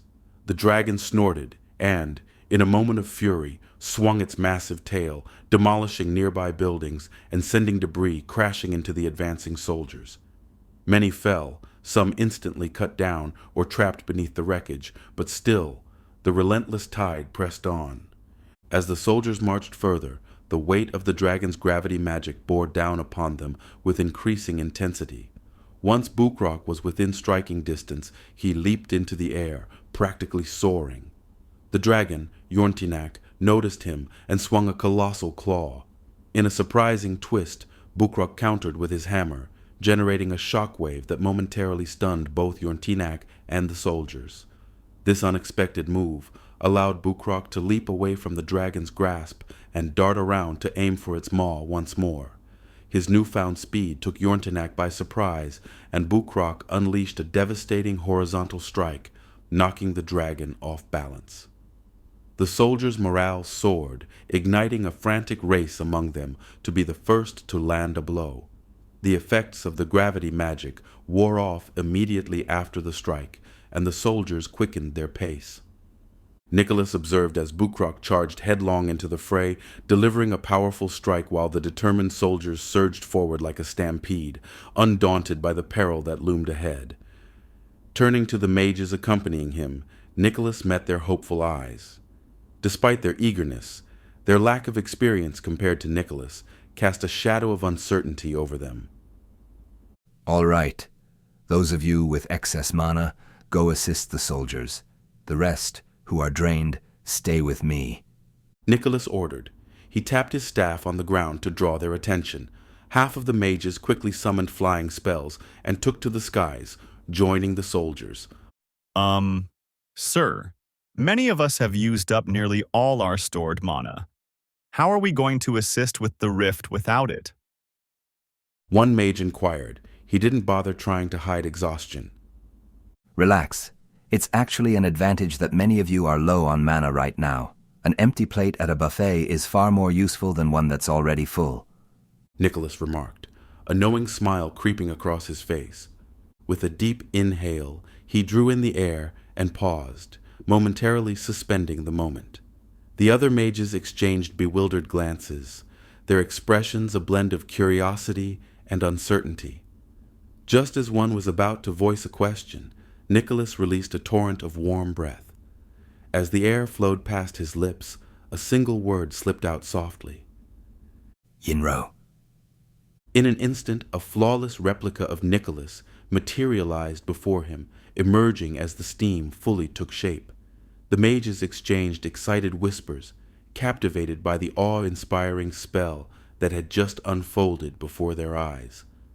While Nicholas would usually relish the chance to boast and impart his knowledge of this spell to the younger mages, urgency was pressing upon him, and his foremost priority was ensuring their survival through this crisis. He gestured towards his own doppelganger and instructed, Follow his lead. I'll support the soldiers on the field against the dragon. The fate of our world depends on you all. With those words, Nicholas began to chant, Allery. Just as he was preparing to take flight, he felt the bitter taste of blood rise in his throat. He swiftly wiped his mouth, intending to ascend into the sky, but then froze for a moment, looking at his hand. A concerned voice broke the tension. Sir Nicholas, are you all right? The young mage's eyes reflected his concern, but Nicholas waved him off nonchalantly as he pulled a handkerchief from his inner pocket to wipe his hand. I'm perfectly fine. Just a bit fatigued, he replied. Before any further inquiries could arise, he soared into the air, leaving the ground behind. The clone looked at the mages and gestured to the rift in the sky. We have a task ahead of us, but our time is limited. Is there anyone among you who knows any absorption spells? Nicholas's clone inquired, his voice filled with curiosity and a hint of urgency. The atmosphere around him felt tense as the other mages exchanged glances, uncertainty etched on their faces.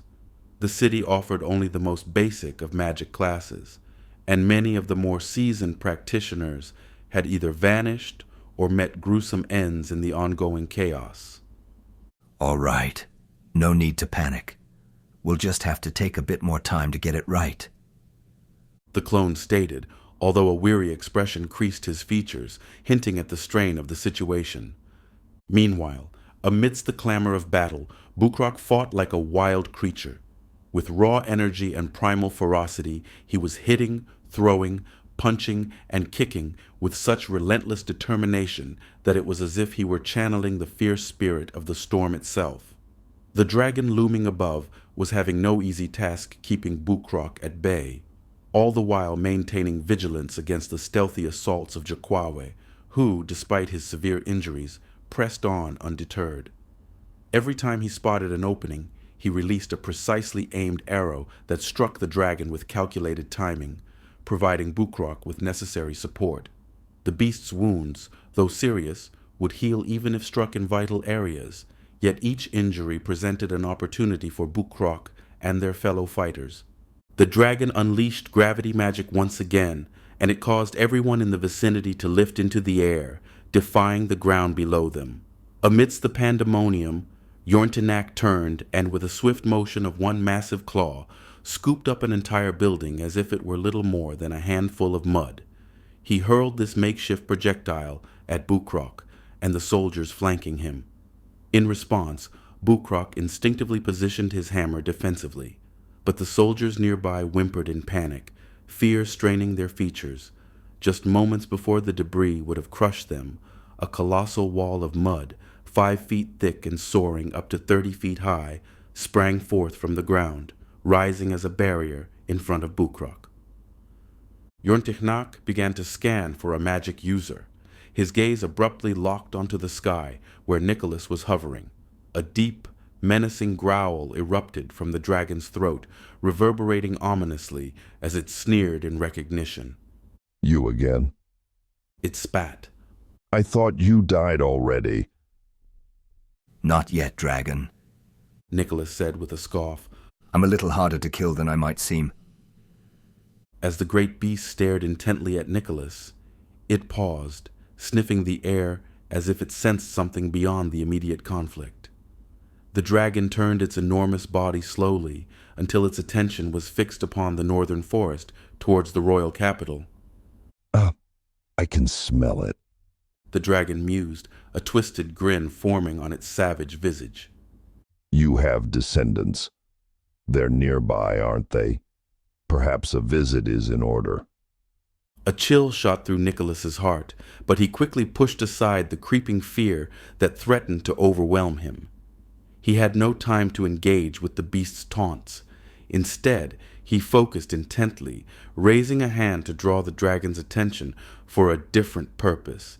In a flash, an arrow from Jakwawe surged through the air, aimed directly at the dragon's face. Yorntinak remained oblivious to the impending threat as Nicholas silently conjured a spell that would amplify the arrow's power. Bubilatrum, he intoned sharply. In an instant, the arrow swelled to the size of a wagon, transforming into a formidable projectile. Before the dragon could react, the colossal arrow collided with its face, the impact sending the relentless beast reeling back in pain, disruptively shattering the gravity hold it had imposed on the battlefield. Seizing this precious moment of vulnerability, the soldiers below rallied, launching their assault on the dragon's exposed underbelly, a visceral opportunity they could not ignore. Captain Kroll led the charge with unyielding ferocity, hacking at the dragon's tough scales with all his might, wielding a great sword. Infuriated, the dragon regained its footing and unleashed a devastating swipe at the nearby soldiers, its claws raking through their ranks. Just then, a fireball spell erupted, crashing squarely into the dragon's back, drawing its furious gaze to the source of the attack. This moment of distraction created a crucial blind spot, precisely the opening Bukrok had been waiting for. With a fierce swing of his battle hammer, he struck at the dragon with bone-shattering force, channeling all his strength into the blow. Nicholas paused for a brief moment, a surge of relief flooding over his features as he watched over the fight. "It's working," he murmured to himself, the glimmer of hope rising as the tide of battle began to shift in their favor. Bukrok sprang toward the dragon, intent on targeting its hind legs. Ice arrows rained down upon the beast's face, launched by a supporting mage, while Lieutenant Triggs led a ferocious offensive from the front. With his twin blades in hand, Triggs danced around the dragon's deadly strikes, deftly evading its lethal bites and slashes. The sight of fallen soldiers, turned to mere pulp, stirred a deep sorrow within Lieutenant Triggs. Seizing a moment of distraction, Bukrok prepared to strike. Yet, just before his blow would land, a searing pain gripped his heart. His body jerked as if controlled by some unseen force, and his hammer suddenly felt unnaturally heavy, causing him to drop it. Confusion enveloped him until he realized both spells faded and that this was the cost of using so much borrowed power. In that fleeting instant, the dragon caught sight of his vulnerable state and swatted him aside like a nuisance, sending him crashing through a series of buildings. Lying motionless, Bukrok became an inviting target, and the dragon resolved to eliminate the threat, once and for all. With a fearsome roar, Yorn-Tihnak drew back for a devastating breath attack, but Jakwawe sprang into action, desperate to halt the impending doom. Out of arrows, the resourceful Alofrian resorted to unleashing feathers from his own body. A few found their mark in the dragon's eye, but Yorn-Tihnak brushed off the discomfort with disdain. Jakwawe's instincts screamed of imminent peril as he felt the weight of danger loom overhead. Nicholas flew closer, invoking a protective barrier around Bukrok. "Denizara," he said as he braced himself to renew the spell. Just as the dragon unleashed its torrent of purple energy, it redirected its gaze towards Nicholas, unleashing the beam at him instead. In that split second, Nicholas cast the barrier over himself. "Denizara!" he shouted, his instincts sharper this time. He knew how to focus better to survive. With the dragon's purple breath raging forth, its tail lashed against the barrier shielding Bukrok. Each assault sent tremors through the spell, and Jakwawe quickly realized the breath attack was merely a ruse. With a final strike, the barrier shattered, and the dragon's fierce tail aimed for the kill. Without a second thought, Jakwawe leaped into the path of destruction. The collision was catastrophic, bones cracking under the force. When Bukrok finally lifted his gaze, he found Jakwawe looming protectively over him, wounded and bloodied, with crumpled wings drooping at his sides. "Jakwawe? What?" Bukrok struggled to find his voice. Despite the blood trickling from his lips, Jakwawe managed a smile, his body trembling with agony. "You must survive," he gasped, fighting to communicate. Just then, before Jakwawe could say anything else, a pair of immense jaws, lined with menacing jagged teeth, closed around him. A horrifying display of dominance erupted as blood splattered over Bukrok. "Jakwawe." Bukrok breathed softly, still in disbelief at the sight before him. There stood Yorn-Tihnak, wearing a smug expression as it methodically chewed. Enraged, Bukrok felt a fresh wave of anger surging within him as he struggled to rise, consumed by fury. Agonizing waves of pain coursed through his body as if it were rebelling against Bukrok's commands. Gritting his teeth, he battled through the agony, each throb intensifying his fury. With reckless abandon, he charged at the dragon, fists clenched and weapon absent. The dragon snarled, but instead of engaging, a smirk crept across its face. Too predictable, Yorntignac declared, satisfaction evident in its voice. With a swift swipe of its claw, it tore a rift into the fabric of reality, opening a swirling rift of chaotic colors that tugged at Bukrok. Energy crackled like lightning, leaving the orc with no time to halt his advance. He stumbled forward and plummeted into the abyss. No! Nicholas shouted, desperation in his tone. He attempted to cast a halting spell, but it was futile. Bukrok vanished into the rift as it snapped shut. Frantically, Nicholas reached out for the fading mana, hoping to intervene, but a violent cough erupted from him, blood spilling forth. His body was nearing its limits, slowly deteriorating due to mana poisoning as he sacrificed his health for power. Inspecting his hands, he noticed new wrinkles forming and felt his face to discover more had appeared there as well. No. Nicholas gritted his teeth, despair replacing his earlier confidence. I'm not finished yet. We need to win this battle. The dragon diverted its focus to the sky, utterly disregarding the soldiers, Captain Kroll and Lieutenant Triggs, who fought desperately to maintain its attention, yet their efforts were in vain. Yorntignac noticed the spell formation materializing overhead. Unsure of what it signified, it chose to prepare against any unexpected attack. With a menacing snarl, it gathered its strength for a colossal purple mana blast, ready to annihilate everything in its path. Ethereal purple light emanated from its mouth, glowing more intensely than before, as it drew upon immense energy for its breath attack. The mages around the dragon panicked, and shot out whatever spells they could think of to stop it. As the spells hit the dragon's scales, they seemed to immediately dissipate. Snapping out of his shock, Nicholas's mind raced for a solution. He witnessed Captain Kroll and Lieutenant Triggs striking futilely at the dragon, feeling increasingly ignored.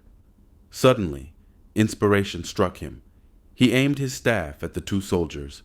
Bubalatrum! Nicholas yelled, his voice strained and his throat slick with blood.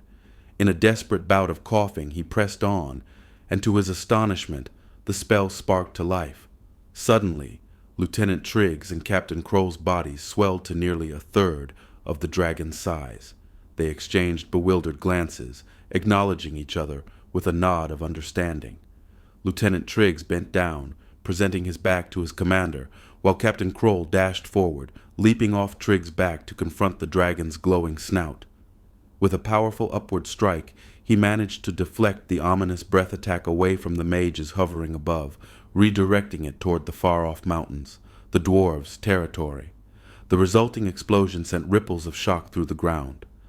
As the ritual spell above reached completion, the rift pulsated rhythmically, reminiscent of a heartbeat. With each pulse, the chaotic mana began retracting into the rift. Yorntignac let out a frustrated snarl, finally realizing the creature's intentions. The dragon's once vibrant scales began to fade, its connection to the mortal realm slipping away. Its massive form twisted and struggled as it was pulled toward the rift. In a final act of defiance, the dragon lashed out with its claws, unleashing 3 malevolent energy waves targeting Nicholas. Grounded and unable to escape, Nicholas's body throbbed with pain.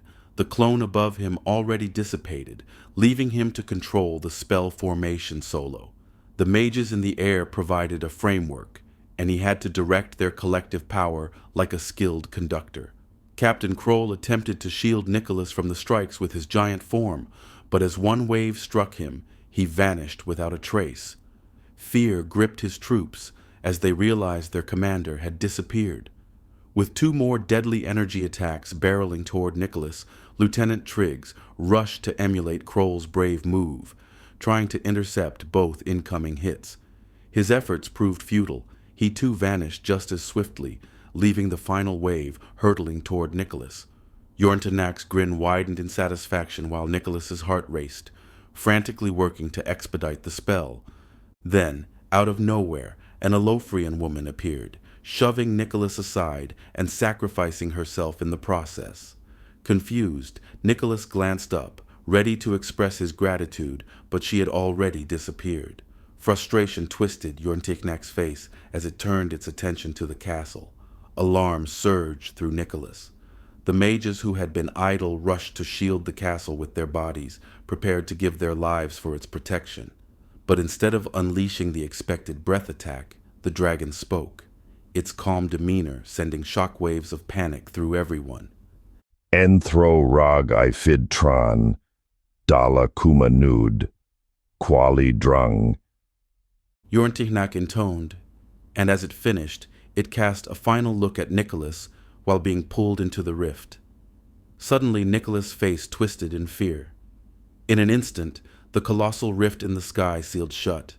It was over. The soldiers on the battlefield, although mourning, began to cheer, a battle cry for victory, as if all their sacrifices paid off. The only one not cheering was Nicholas. Nicholas crumpled to the ground as the relentless mana poisoning overwhelmed him. In an instant, he felt his body age, his strength evaporating like mist. As he lay there, the dragon's final words reverberated through his thoughts. I leave you a parting gift, mage. You'll understand soon enough. Those words sent a shiver down his spine, but he felt too weak to unravel their significance. What mattered most at that moment was the city. Though ravaged, it was safe for now.